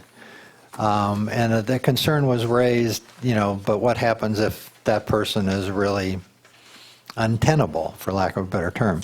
So we decided that instead of just saying that person was the president-elect, we said that person was the president-elect unless there's a 4/5 vote to preclude that. So if there's something that person ends up being problematic, then that person could be precluded by a 4/5 vote. But, so basically, it allows for the automatic moving up. And then, moving along, the next item that we dealt with was director's compensation, and we're going to have a little more discussion about that a little bit later. But what we did was in section 9.1, what we tried to clarify what people were eligible for compensation for. So we said compensation for each regular, adjourned, or special meeting of the Board of Directors, each required training session, each standing committee meeting of which said director is either the chairperson or the vice chairperson, each ad hoc committee meeting, or other function meeting attended by him, her as a director at the direction of the Board of Directors. So in order for somebody to get compensation, they would have to have prior approval, basically, and that was the intent of this language there. So you couldn't come back later and say, well, I thought I was going to get reimbursed for this. No, so the regular board meetings, a training session, the standing committees, which are either the chair or the vice chair, the ad hoc committee, or other functions that you attend at the specific direction of the board of directors.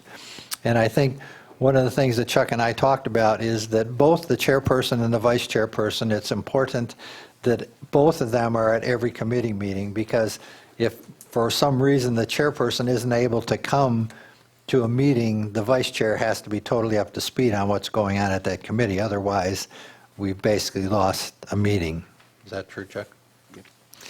Okay, and then there's a few cleanup things, and then the last item that we talked about was standing committees, and we wanted to do some clarification here. And the way, and I was on the ad hoc committee with John Eric Storm when he wrote this rules, and the whole idea was here, and what we talked about was that the standing committee members are basically the same as a planning commissioner in the county of San Luis Obispo or in the city of San Luis Obispo or whatever city, where they serve at the pleasure of the person that's appointing them. So we just wanted to make sure that that was crystal clear here, that they didn't have to reapply every year, but that if I didn't like the job that somebody was doing, I could remove them. But it was totally at my pleasure, or whether I was satisfied with the work they're doing. So in the first one, though, there was a cleanup there where summary notes of each meeting shall be forwarded to the board of directors as a public record. So we wanted to make sure that these reports were in writing and they were forwarded to the board. And it says in here that they, not only the opinions of the board, it includes the opinion of all the members of the board.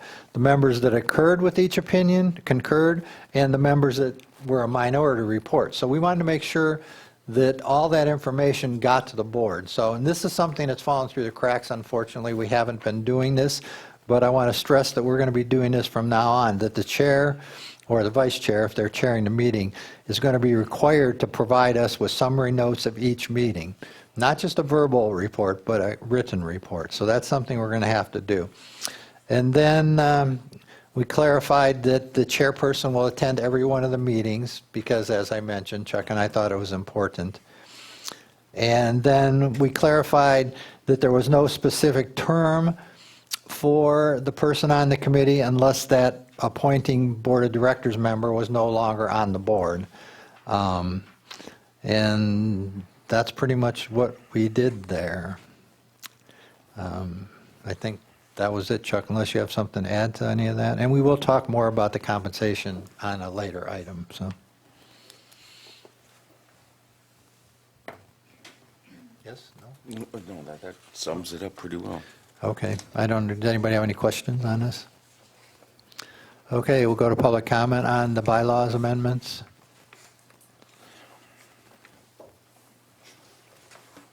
Lindy, in the last comment, I requested to understand why, if you had a deadline for applications for committees, and that deadline was the 4th, why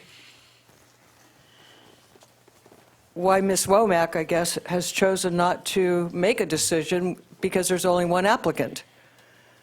Again, is this personal?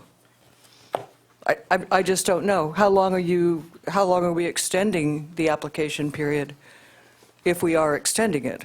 I would like a comment from you guys, because this goes back to Steve Best and some of the behavior that I've seen in the past. So again, if you have one applicant and you have one opening left, and the deadline was on Monday or Tuesday, I would like an explanation why there's no choice being made tonight. Thank you. Okay, thank you.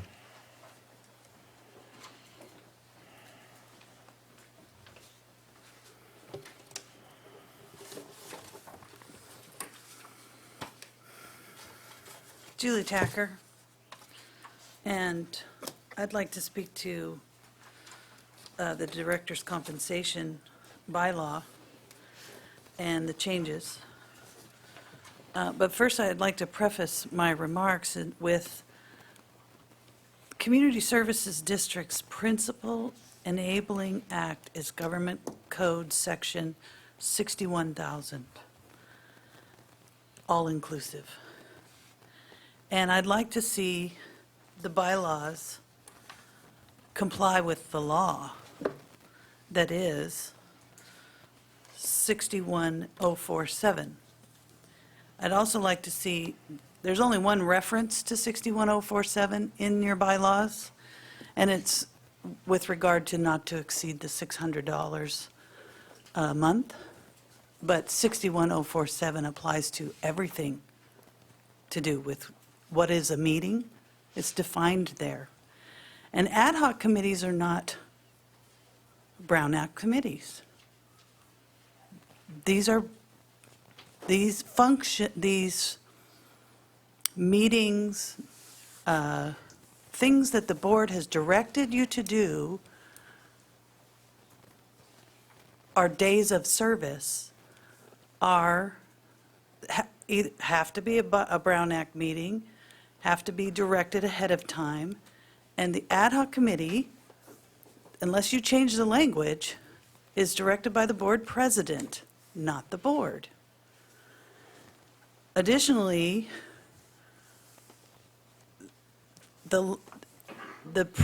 no previous bylaws have specified ad hoc committees, and this will not be retroactive. So the ad hoc committees that have been compensated for in the past were done so as ineligible compensation.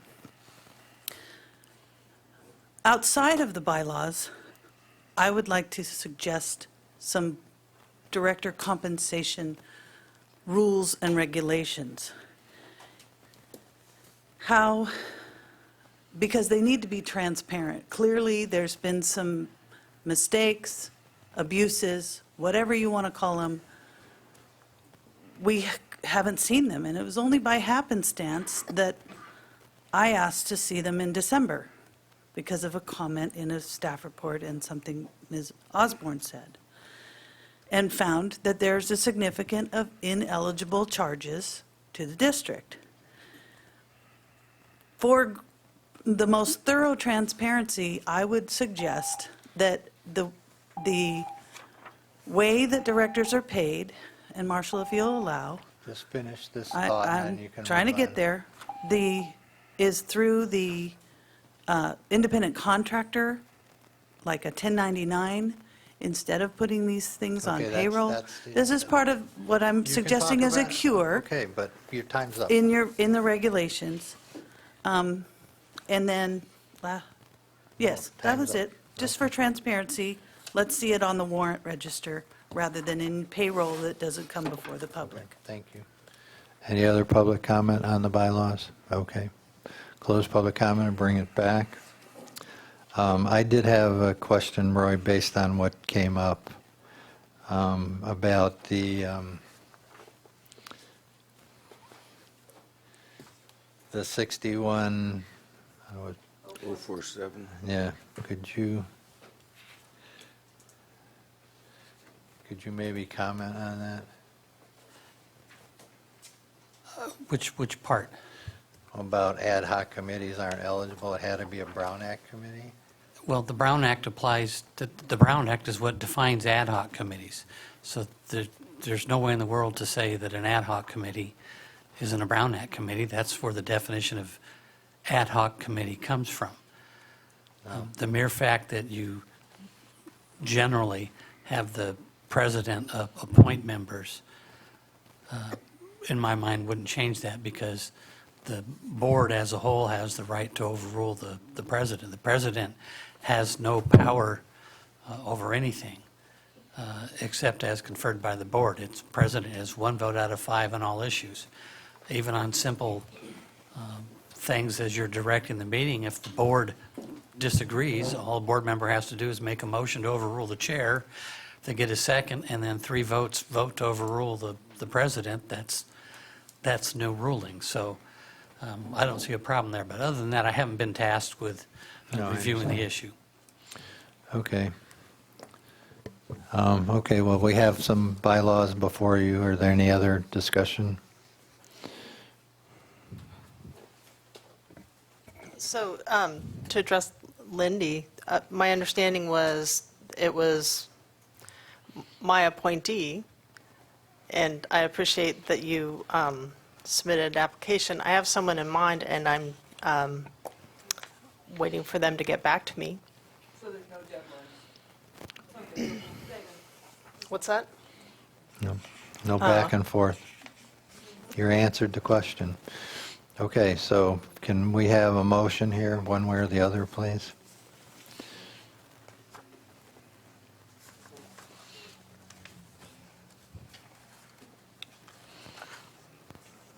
I move that the board adopt Resolution 2019-09,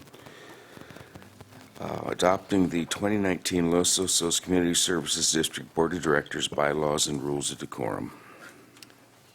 I'll second that motion. Okay, I have a motion and a second. Any more discussion? Seeing none, we need a roll call vote because it's a resolution. Vice President Cesenia? Yes. Director Croy? Yes. Director Village? I'm sorry. Yes. Director Womack? Yes. President O'Hillsky? Yes. Thank you. Okay, now we'll move on to the report regarding the Board of Directors compensation.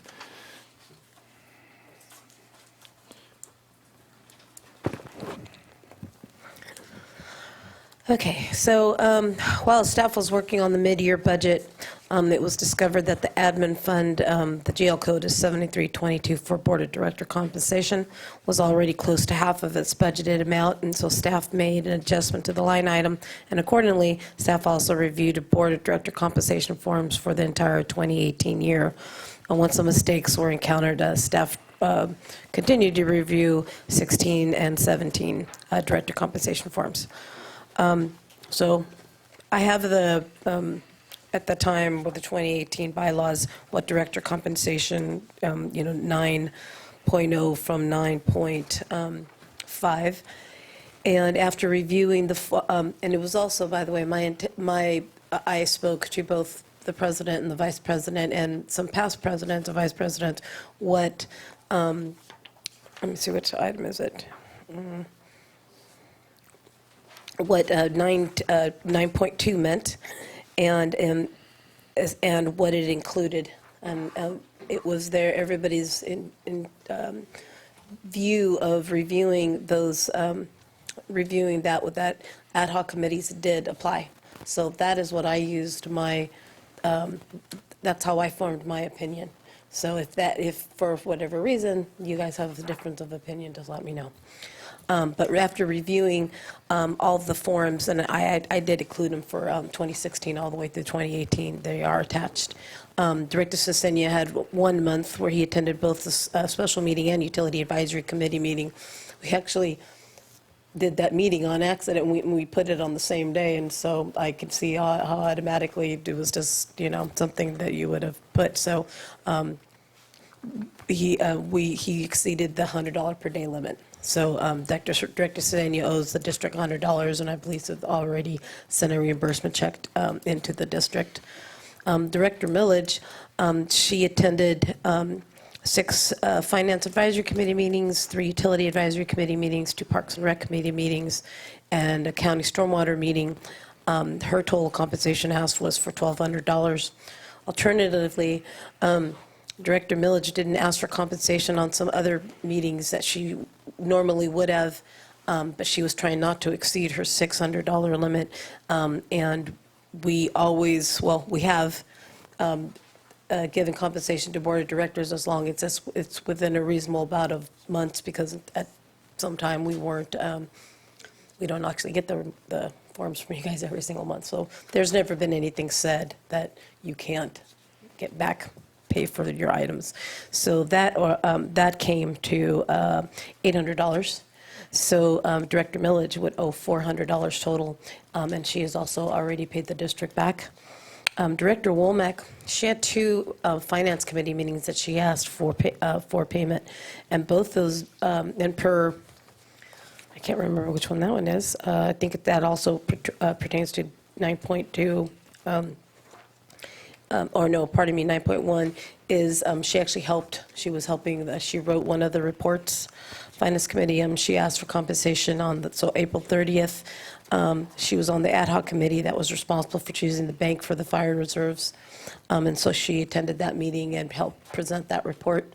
And on July 30th, she actually assisted with preparing a presentation for interest income report, and also had to chair that meeting because Chairperson O'Hillsky at that time had to leave. So she was already informed in advance that she had to be there for that meeting. So I found no reason why she would need to reimburse for those 2 meetings. And then we have Director Wright, who in 2016 asked for compensation for a regular board meeting. And running, and one for a special meeting. It happened to be, again, it happened to just fall in the same time. And so that was a $50 meeting. It was the ESAC meeting. And so he would have owed the district $50. And so I definitely waived Mr. Wright's, since he's passed away, the district has waived the $50 unless somebody has a problem with that. So at this time, that is what my findings were as far as everything from 2016 to 2018 to the present, and unless I have a different direction from the board.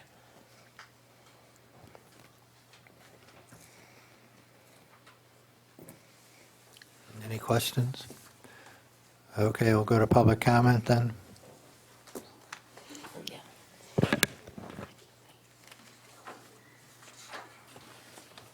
Good evening again, I'm Julie Tacker. And you do have the forms that Ms. Osborne included in your packet. And there are some things that are not meetings. Meeting with staff.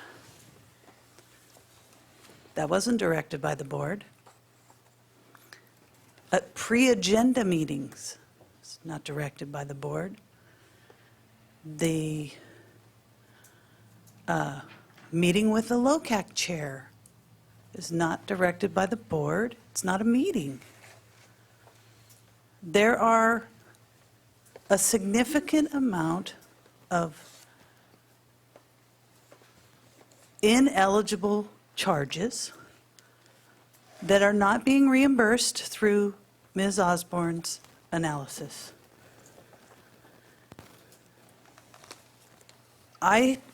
Obviously, you all know, you all got a letter of December 21st that showed you a time period between 2018 and back to 16, and a subsequent letter, January 30th, from 2016 all the way back to 2012.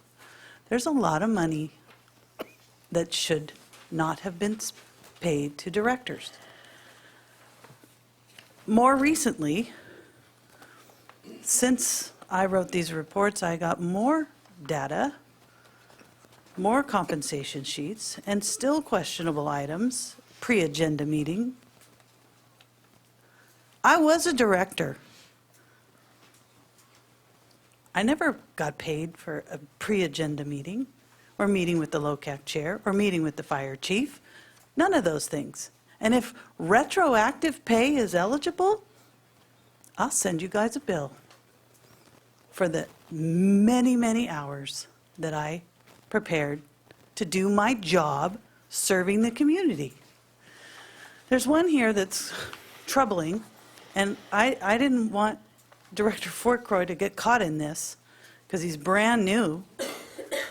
But there's compensation for his orientation, which orientation may be a required training. I didn't get paid for it. But the meeting date, I don't know who you met with, I would assume it's the attorney, was 11/27/18. The election wasn't certified till the 30th. You were not a director. You couldn't even have been sworn in. And the district is going to pay for that? I want you to have your training, but in the right time. And all of this falls on your general manager. Thank you.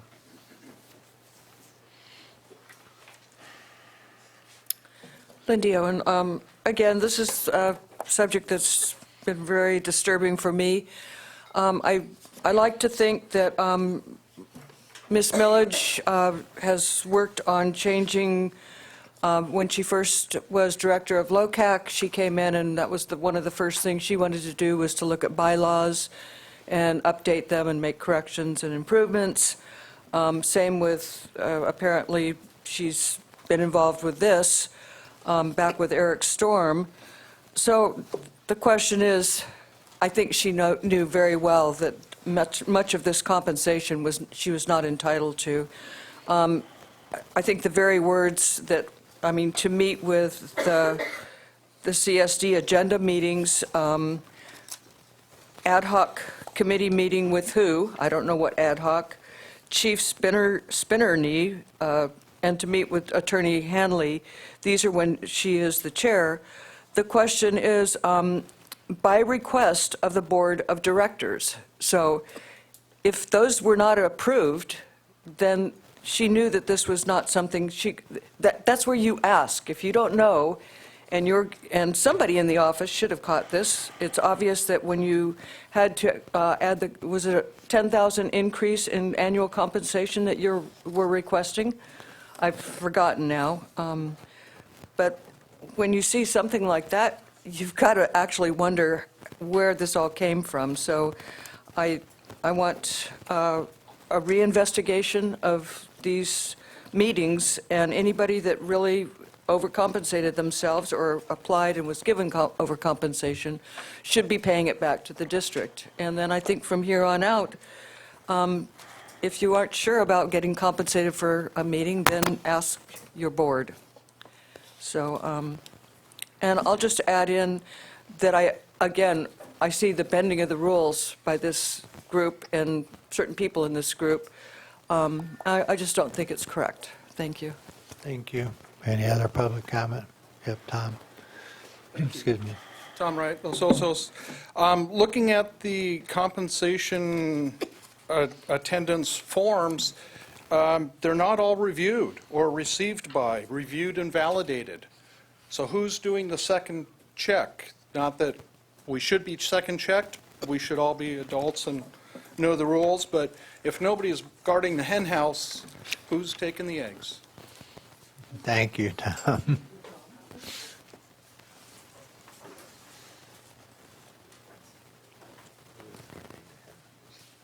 Beta Miller, and I'd agree with what Tom said. It seems like maybe you need some kind of audit and more clarification of what's been done here and what you're going to do in the future. And I do know that Ms. Miller just taken compensation for the fire safe focus groups, and that's not a Brown Act meeting, and that's a meeting open to anybody. And as far as I know, she's just there in the same way that I'm there. We're not appointed, and we attend at our own convenience, and because we're interested in the topic and we want to help the fire department to do the right thing as far as fire suppression. So I can't see why she would get compensated for that. Thank you. Thank you. Any other public comment? And seeing none, we'll close public comment. I would like to just bring out one thing that was discussed, but it's not included in your staff report, which was I'm not taking compensation, so that money by our bylaws is supposed to go into a training fund. And I do know that that's an account that we have set up now in it. Well, we needed board direction. You need board direction. But I mean, it will be an account that Yeah. we're going to set up so that that money for people not taking their compensation or not taking the maximum will go into that training fund as required. So if we approve what we're talking about here, then that will be an account that will be set up to cover that money. That's what I was trying to say. So Yes. thank you. Yeah. So, yeah, I would need a board action to create a reserve account. There's no way we can keep track of, there's no fund director, you just, especially you can't even put it in admin, because admin's not supposed to be making money on the side. So it'd have to be a reserve fund. So I have never received direction to create a reserve fund for the director's training. So gladly willing to do that. But if we're going to do that and put whoever, put the meetings in there that whoever doesn't want to get paid for attend, then I feel that we should also then designate exactly which the bylaws does, say which meetings you're going to attend. And then we should also put that maximum number in, under admin in the budget so that, so that we account for it. So, I mean, I'm like, so for instance, if I'm correct, and now I need to, make sure which committees that you, alternate meetings that you guys can attend, if I'm correct, I mean, we're looking at $18,000 that we should put in, under admin and leave that there, and then at the end of the year, the leftovers should go directly into that reserve fund. So, I mean, that's just my opinion on how we should handle that, because there's no really other way, unless we have to do sidetracking, unless you guys want to sidetrack what, you know, what, and that doesn't even account for ad hoc committees. So, and to be clear, back pay, I believe when I started, we talked about within the fiscal year. And if not sooner, we were trying to do that even faster than, you know, you get 4 months. We were trying to avoid all that. But we're talking about with the same fiscal year. We can't, I believe that last year was, looking at the bylaws was when we should start putting money into the training fund. It's kind of late now at this point, because where would we grab the money from to put in there? Because if the money wasn't used, then admin was lowered, and all the funds, their percentages obviously got lowered, so they didn't have to put it. So it'd be something we'd have to start right now. No, and that's what we talked about, I thought, Yeah. was there'd be X amount of dollars budgeted, and the money that wasn't spent would then go into that reserve account for training funds Yeah. for upcoming future years. So- Obviously, you can't do it all in the, you know, but Yeah. but I think that needs to be part of this, that there has to be the training fund established. Yeah. Yeah, okay, so, and then there would be like a minimum amount, because if, let's just say if Marshall's not getting paid for any of his meetings that he attends, and we happen to have ad hoc meetings, that's going to kind of eat up at that. So we should have, so we'll have to keep track of that, I guess, here at the. We'll have at to the- come up with a budget that's some a way. realistic Yeah, expectation, right? yeah, exactly. So, mean, and to- since we pulled the item anyways, it's something that we can still address, obviously, in this mid-year adjustment. Right. But I mean, it does say that that money goes into training funds. And, so me not taking my compensation, that money needs to go into the training funds, because then basically we're not overtaxing our community, for lack of a better term. So the money that I'm not using as a director then will be for training functions for the other directors. And I may go to a training session where I get reimbursed for that out of that training fund money, which, because that's a different animal to me than the public service aspect of it. So if you have to do harassment training or Brown Act training or whatever. No. Okay, so I would bring back maybe an item to open up the reserve account and what exactly would be reimbursed. Well, I think if you're going to talk about, that could be part of your mid-year Yeah. adjustment. Yeah. Would we also be clear on what meetings you guys would be paid for? So for instance, I have LOCAC, I have RAC. Are you considering the Moorabeg Estuary, National Estuary, are you considering that one of the meetings that you The would? ones that, everything that I appointed to is the ones So that I. everything you consider. appointed to, and that includes Right. Fire Safe Council. Right. How about LAFCO and CSDA? LAFCO, we don't have a representative. Okay, and how about CSDA? We don't, I mean. So when they attend those, nope, okay. All right, And just to be clear, that's harassment prevention training. I was going, as soon as those words Not came out of my harassment mouth, I training. should have, I thought that, but then I was hoping nobody would catch that. It's That's the why you're first thing they sitting next teach you. to It's me, the I first know. thing they teach you at that class. Okay, so what do you guys want to do here? Well, it seems like we need to set up this fund, right? Well, that's To be able something to account for someday. it, so that's. yeah, gonna that'd come. be, Yeah, yeah, and I that would be don't- next month. yeah. But I have to say, I mean, in response to the pre-agenda meetings and that kind of stuff, those aren't covered. I hate to say this. I mean, they're not in the bylaws in our revision that we just approved. They're not in there. So if Chuck and I go to the pre-agenda meeting, that's not compensatable, period. It's just the FAC, UAC, ESAC, Parks and Rec, BMC, RAC, Estuary, CAPSLO, and LOCAC.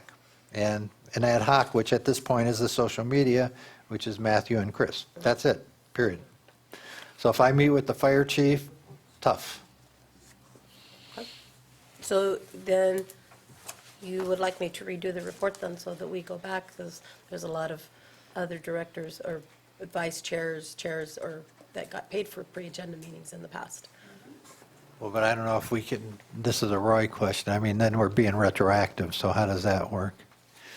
Well, I haven't been tasked to look at this one, and so if you wanted to go back and do some kind of audit, I think you'd want to have somebody else do it. I mean, well, this item's need before board you. It's direct- we it's need not board that hard to direction. do We it. I need- mean, I just need we need board direction. direction, right. I just need board direction to tell me yes or no. What do you want me to do? And I mean, the stuff's there. It's not easy to, it's You not get- easy to, You I guys mean, it's need not to, hard. yeah, so you guys, we need to have a discussion. You guys need to provide what you want to do at this point. I I'm don't kinda- think we should spend time and staff resources going back really far on this. How far did the, We went back You went- 2016, but I guess what I'm saying is now I'd have to, if you guys are agreeing, or if I'm hearing correctly, if you guys are agreeing that pre-agenda meetings don't count, then I need to go back. I'm gonna go to 2016 unless directed. Well, but the only Then problem I have with that is we're making that decision from this point forward. I don't Well, know that's that we what I can make thought. this season retroactive, Well, that's what I thought. so. So what's, Yep. you know, Well, so what's So that? I just think the board needs to decide what they want to do. I mean, well, it would probably be simpler to go from this point forward unless we want to figure out your compensation, Marshall, for the last year or No, at the we're beginning talking of the fiscal year. about getting money for pre-agenda meetings. no, we're talking about the whole ball of wax here. It's not just that. I mean, to my way of thinking, there's two ways we could do this. We could go back to the last election, which would be 2016, or we could start from today forward, From today forward. when Okay. we approve the new bylaws. Okay. Because I think what Chuck and I talked about is making sure the language in the bylaws was clear as to what was compensatable, because before it wasn't clear. I guess you and I agree on that, right, Chuck? And from my understanding, I mean, you guys kind of handed it, that what you get paid for and whatever, you guys kind of handed it down to each other, so, I mean, that's kind of where Well, and I think it was Lindy that raised something, or maybe it was Tom, I guess it was Tom, who's approving these compensation things. I think we need to have a process in place for when these compensation requests are made, that somebody checks them every single month to make sure that they've complied with everything. And if there's any questions, then that director needs to be discussed, Yeah. or you need to talk to the board president, so the board president can say, yes, that's my understanding, or not. But I So, think yeah. it does have to be not audited, but at least double-checked. So from now on, you guys will start dropping them off with me, because they were not coming to me. So I'll take responsibility for them, but they need to come to me before they hit payroll. Along with the written reports that Yeah. should be filed. Yeah. And that way I can also, if, in case your descriptions aren't enough or whatever, I can make sure that to finish it off or make it better. Okay. Well, we got to do something here.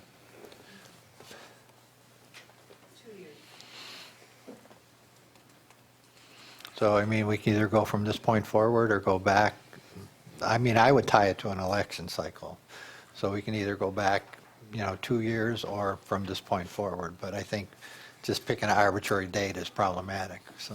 Well, if you pick an election cycle, it wouldn't be this point, it would be from November or December? No, well, that's a couple of months. I'm just saying, go back to 2016 or start from today, when we approve the bylaws. I don't see going back to 2016 as a good idea. I think we should I think we should make sure our bylaws are clear, which I think the edit that has been done is clear, and go forward. Hey, okay, so we need some sort of motion here. Yep. Whatever the motion is, I would like to see us add in the language about creating that reserve fund for the training fund for the untaken compensation. So that's the part of, whatever motion you make, I'd like to see that included, so. To create a reserve fund, don't I need a resolution and all that? Yeah, that's going to have to be a separate agenda item. I would just direct staff to bring the Yeah. agenda setting, I mean, The the budget resolution, yeah. back for a separate action, because that is an obvious reaction to some of the information, but it isn't really part of the discussion, so Well, I that could wouldn't be take part of the action. mid-year budget adjustment, Yeah, could let's do include that. that Kind of, line item sure, in it. yeah. So But- that's But what. different than right now. Right. Yeah. Okay, And- so that part we'll just include in the We'll do it mid-year later. budget adjustment part, okay. And the staff recommendation was just to get direction, so you can make a motion if someone wants to, but there'd be no requirement to do so.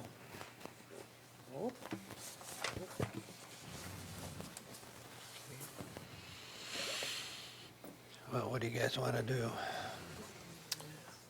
Well, I'll make a motion that we not go back for 2 years, and we start from this point forward, and we adopt a procedure that I think should be written down as far as how we turn in time slips and how they get approved.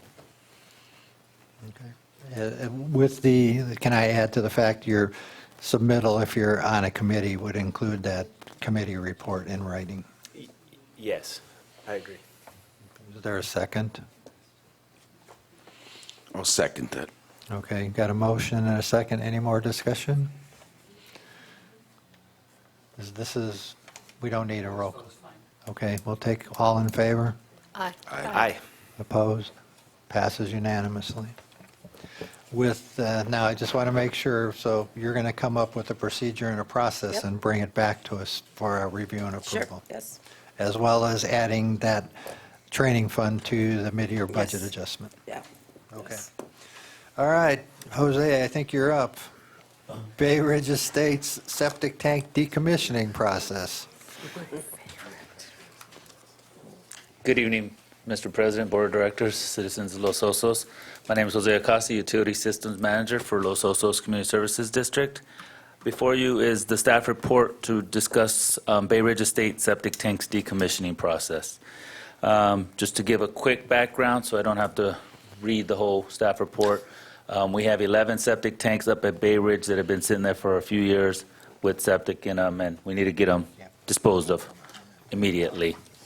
Initially, we brought a report back to the board stating that the quotes we received were in excess of $100,000 to complete this task. That was a very daunting figure, and I understood the concern. We did revisit it by direction from the board to go back and revisit it. We collaborated with staff, district engineer, and we found a new location that would accept it for a cheaper price.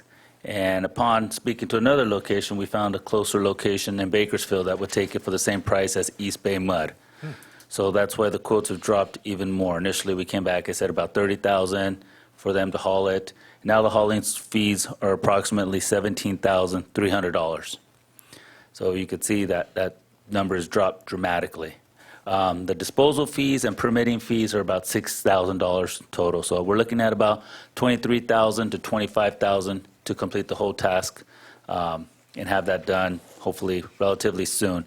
It would be a couple weeks probably to complete the process because they'd have to fill up their hauler, take it to Bakersfield, come back, and it would require approximately 12 to 13 trips based on the size of their tankers.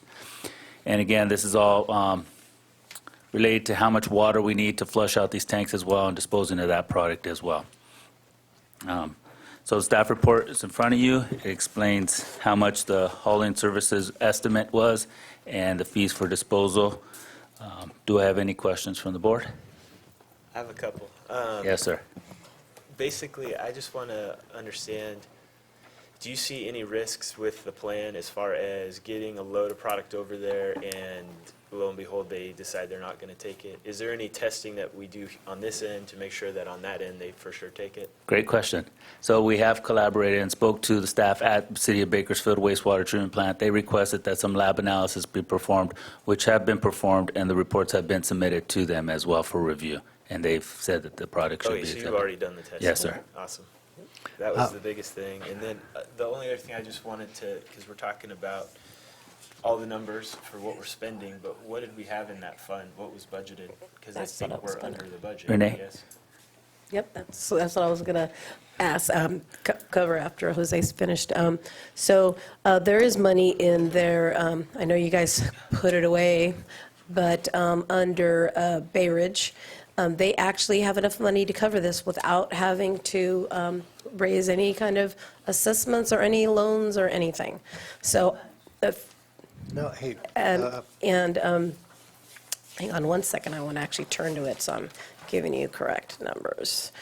If you, and you could check on this later yourself in the mid-year, Bay Ridge has in their budget, and I put a number of 25, because at that time, we weren't 100% sure what the amount was going to be, and they were going to end up short by just a couple grand, looks like about $5,000. So with it being 23, they're not going to be short at all. They'll still have a little bit of money left over. So we should be, they'll be fine. They'll be able to pay it with this budget, with this money, and no extra money. Well, my only other comment is thank you for keeping after that and not accepting $100,000. So, thank you. it was actually, what, 110 plus? Yes, sir. I did have just a comment here. In the estimate that's included in our staff report, there's a typo in there, Yes. because it talks about price does not include permitting, waste testing, disposal costs incurred at East Bay Mud. It should say City of Bakersfield. That is correct. The first paragraph does state City of Bakersfield, so you just forgot to remove East Bay In Mud. the third one, yeah. Yes. So I just wanted to make, not that it's a problem, but this is what I get paid to do for a living, is nitpick words, as Roy can testify to. So, but if we could just make sure before we sign anything that we're signing something that takes out any references to East Bay Mud. Yes, sir. And then if I could just spell out one more thing is, we decided to separate the fees for the disposal costs so that they're billed directly to the district and there's no overhead added by the contractor. So, and they agreed to that completely. It takes one less thing for them to have to handle as well, so. And there was one more thing, and the reason why we're presenting this to you in phases is so that it doesn't impact Bay Ridge, is right now, we're just trying to get rid of the septic, all that sewage that's in there before the county gets after us. They're being really, really nice about letting us get it done. And so obviously, in the next budget, we're going to include, in the 1920 budget, yeah, that's what year we are. 1920 budget will include something for decommissioning the septic tanks or what to do with them. But for right now, we're actually in emergency mode right now. We have to get rid of this immediately. So we will come back to you with a different budget for that item. Or repurposing or whatever. Right. Any other questions? Okay, public comment on this item, please.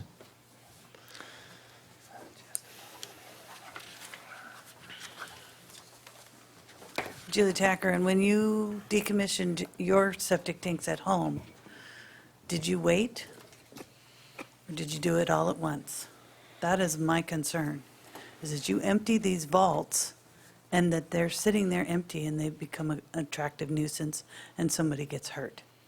So when you did yours at home, the contractor removed the material and either broke them down, backfilled them, or turned them into something else, and they're full of water now, and you don't have an empty vault like baby Jessica.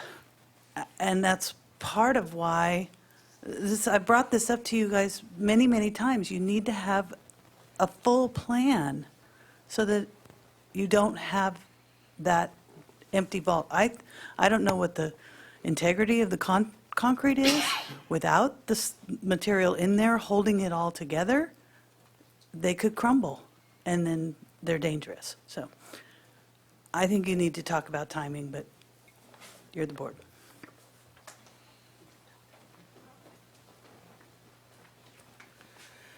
Lindy, I would agree that I think while finishing up the emptying of the tanks, that they should be just completed. I don't see any point in holding off the monies there to use, and that's going to be a different contract most likely.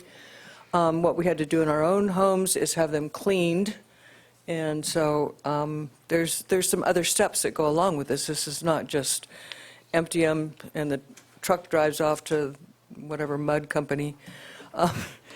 And then I think one of my questions, you brought up the amount of water that's going to have to be used, and obviously this stuff is skanky thick. crud that's been sitting there for too long. I would work with the county and see if we can get the recycled water maybe as they come in, and the tankers, so try to make use of the recycled water if at all possible, so. Thank you. Any other public comment? Okay, seeing none, we'll close public comment. I'd just like to answer a few questions, Mr. President. The nuisance of those septic tanks, they are covered, they are sealed, and they are inaccessible. Yes, someone could climb a fence, break through a fence, but they could do that now, and realistically, they'd be falling in a pile of sludge versus an empty tank. So we do plan to have them continue sealed until we come up to a plan of how to abandon them. Cleaning them is part of this process. They will pressure wash them, clean them out, and make sure that they're ready for whether we repurpose them, fill them with the slurry, fill them with the sand. So that is included in this cost. Yes, that was priority one, was to work with the county using the recycled water, and we've already got our permit in and request to use the recycled water. That has to go in front of the state to get approved as a approved user of the recycled water. So we already have that application in as well. Okay, thank you. Any other questions? Okay, discussion, motion.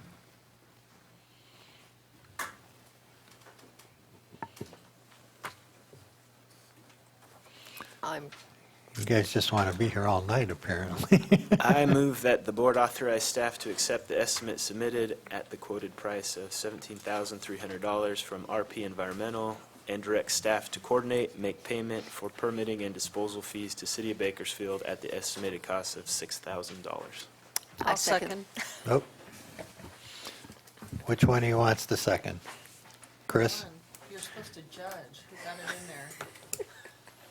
Chris seconded it.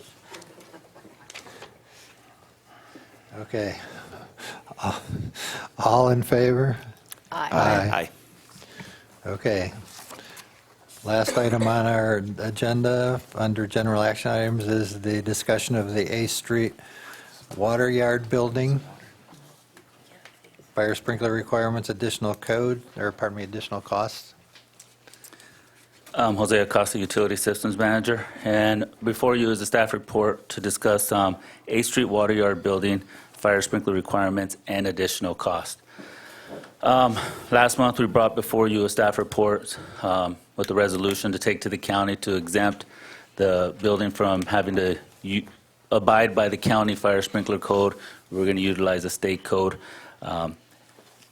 And the council took that forward to county council, and they came back saying that that does not apply to us. I'm not sure if Mr. Hanley wants to add anything at this time regarding that discussion. Sorry. Why don't I do it when you're done? Perfect. Okay. So with that being said, is they're not going to allow us to bypass the county code for fire code. So we're going to have to install the fire sprinklers if we want this building to be built. We do need a 1,200 square foot building to house all the tools, equipment, piping, and other materials that are used in the maintenance and operations of the water distribution and drainage facilities. Sitting and discussing with our district engineer and staff, we're requesting that board approve us to go forward to install the fire service line, install fire sprinkler installation in the whole building, and abide by the ADA accessibility compliance that's spelled out in the permitting process. Speaking to the district engineer, we want to break up the fire sprinkler into two phases to minimize costs. So the first phase would be the underground of installing a 4-inch service line, tapping into the 10-inch main out on Almoro Drive, doing a tap, running it over, putting a double check, and then running that over to the building with the blind flange there to allow the sprinkler company to come in and install the fire sprinklers. That cost would be broken down, and we have an estimate. Hopefully $25,000 or less is what our district engineer is estimating that at. And the fire sprinkler installation, I got a quote from one of the local fire sprinkler companies, and that came in at about $7,300. I put $8,000 because there's also some monitoring fees that are included in that. Because when we connect these fire sprinklers, they do have to be monitored, connected to the fire department, and through a telephone service line. So we will have to install that as well, and some minimal electrical components will have to be installed to be able to power up this fire alarm. The ADA compliance, I put $30,000 because, as you can see on the attachment and the summary of accessibility upgrades for commercial projects, which was attached to the permit from the county, is that they want you to use up to 20% of the adjusted construction costs of the building. The district engineer and I did go down and meet at the yard yesterday to discuss the installation and where we want the fire service line to be put in, and also the ADA compliance parking space and the ramps. The $20,000 or the $30,000 would, if we were required to put in a restroom, the telephones, and the drinking fountain, which we're not going to need to install these because it's a storage building. It's not going to be a working building where people are going to have access. You need to utilize a restroom. We have a restroom out on site. We're not going to require to install a drinking fountain.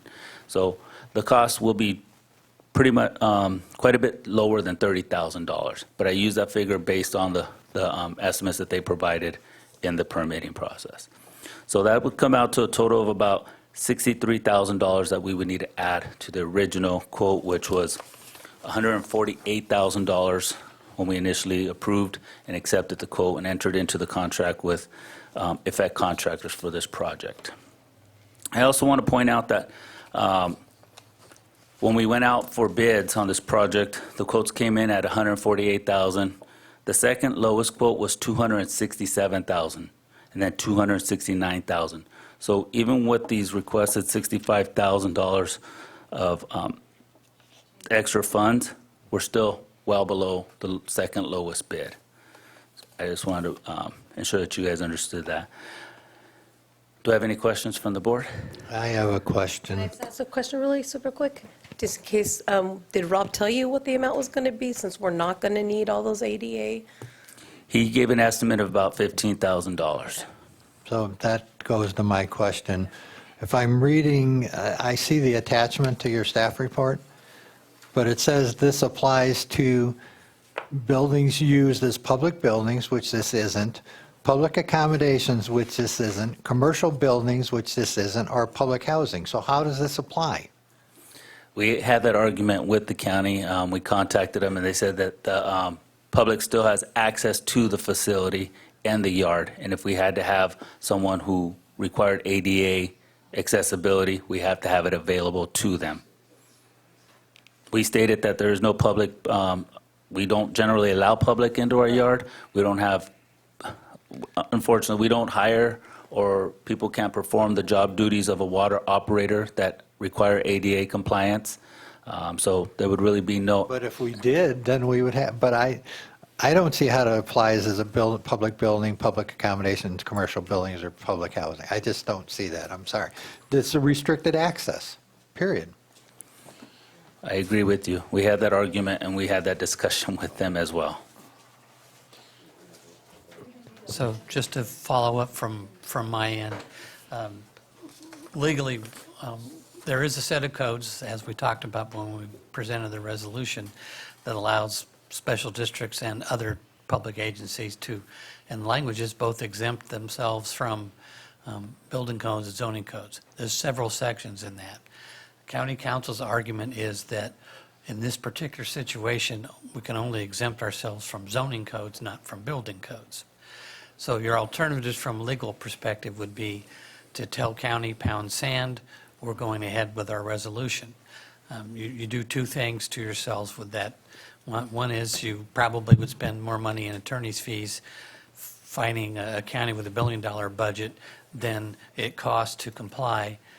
The other problem is that you further delay the project because you have a professional and responsible contractor who bid on the project. If a contractor gets red tagged because their contractee, which would be us, and the county is in a dispute over how the law applies, the contractor still gets in trouble with the state contractors licensing board if the county sends that red tag information off. So you couldn't really effectively proceed with building with any responsible contractor and tell the county to pound sand at the same time. You'd have to delay.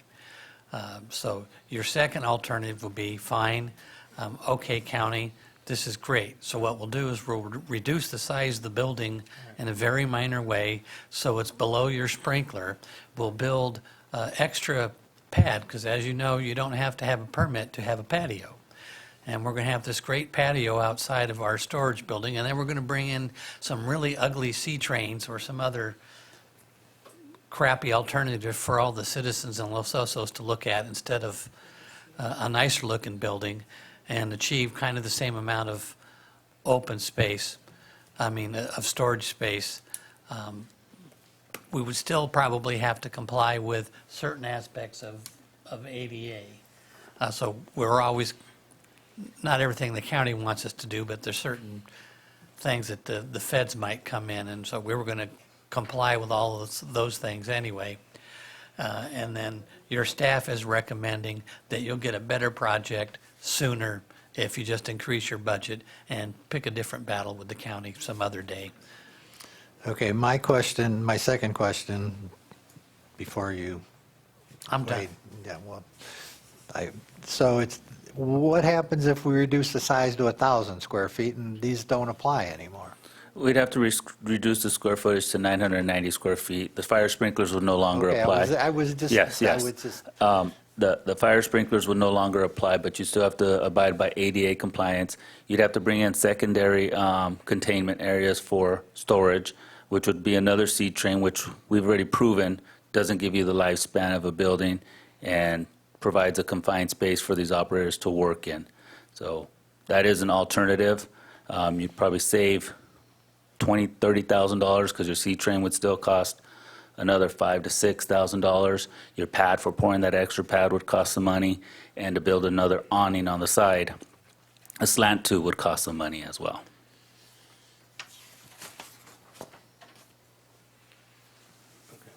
My questions. I think buried in there, I'll ask Mr. Acosta to whack me on the head if I get this wrong. I think part of the reason for the recommendation is, in addition, if you go with staff's recommendation, you're going to be creating a better work environment and workspace for the employees that have to deal with these things on a daily basis, as opposed to the rest of us. Absolutely correct. Okay. Okay, any other questions? No, and I just wanted to make a comment that I just wanted to remind all of us, because I think it's kind of been moved out because we've brought this report to you so many times, is, we're only here because when we originally started, the county approved our building, and we have a permit, a waiver or whatever from county saying, you're good, you don't have to do any of this stuff. So when we got that, we went to UAC and we started rolling, and that's what you guys approved. It wasn't until later that we got a revised permit. We did talk to fire because I wanted to know why, because that's who does it, is Mike Salas over at the county, and I wanted to know why he would do such a thing. I spoke to quite a few different chiefs, and all of them said, we fought hard for this because there's no reason for any of these, for sprinklers or whatever. It's just a storage shed. There are no chemicals or explosives or anything like that being stored in here. They did not want to revise that permit, but the county made them. So I just want to make sure that you understand that the fire was on our side. We originally had a permit that said, go ahead, you guys can do this, and then it wasn't until later that they revised it and brought all these problems to our Okay. plate. All right, let's go to public comment. We only have 12 minutes left here, so.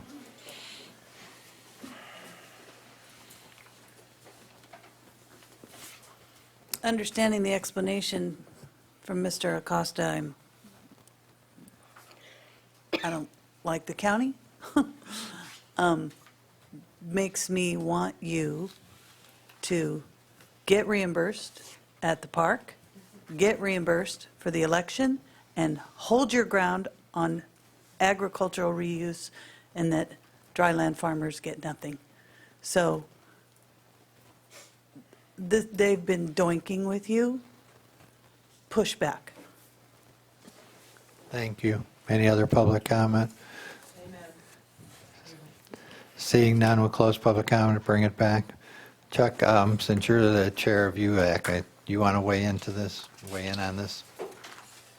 Yes, I had conversation last Monday or so, I think, with Jose. It just bothered me all weekend. I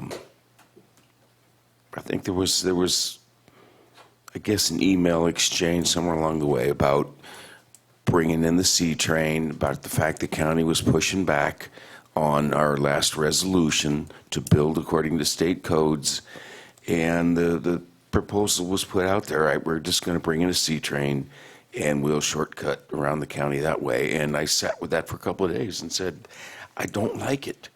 We're this close to having what we wanted. It sends a message, one, to the crew that we'll give you as best we can, but, and I totally agree with Julie. You pick and choose your battles. This isn't one that I really want to take on with the county. I don't necessarily want to fight with anybody, but with those other instances, I especially want to push back now and say, yeah, reimbursement should be ours for those other items. No, I'm all in favor of this, but I had all those same questions satisfied by Jose, I don't know when we met, week and a half ago. And I think we got to move ahead with this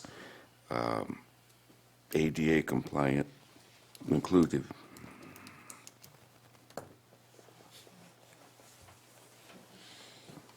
And in fact, I'll move that the board authorize staff to proceed with the permitting process through the County of San Luis Obispo Planning and Building Department again, and authorize staff to seek quotes for the fire sprinkler installation along with ADA paving and parking requirements. Could I request you take the word again out of your motion? I was almost going to say additional emphasis mine. Yes, you can take that out. Okay, thank you. I second the motion. Okay, we have a motion and a second. All in favor? Aye. Aye. Okay, so there's been no pulled items other than the item that was deleted. Future agenda items, I think your work programs are coming back next month, so after that, then if there's any items after that we want to add for future agenda items, we can do that. Okay.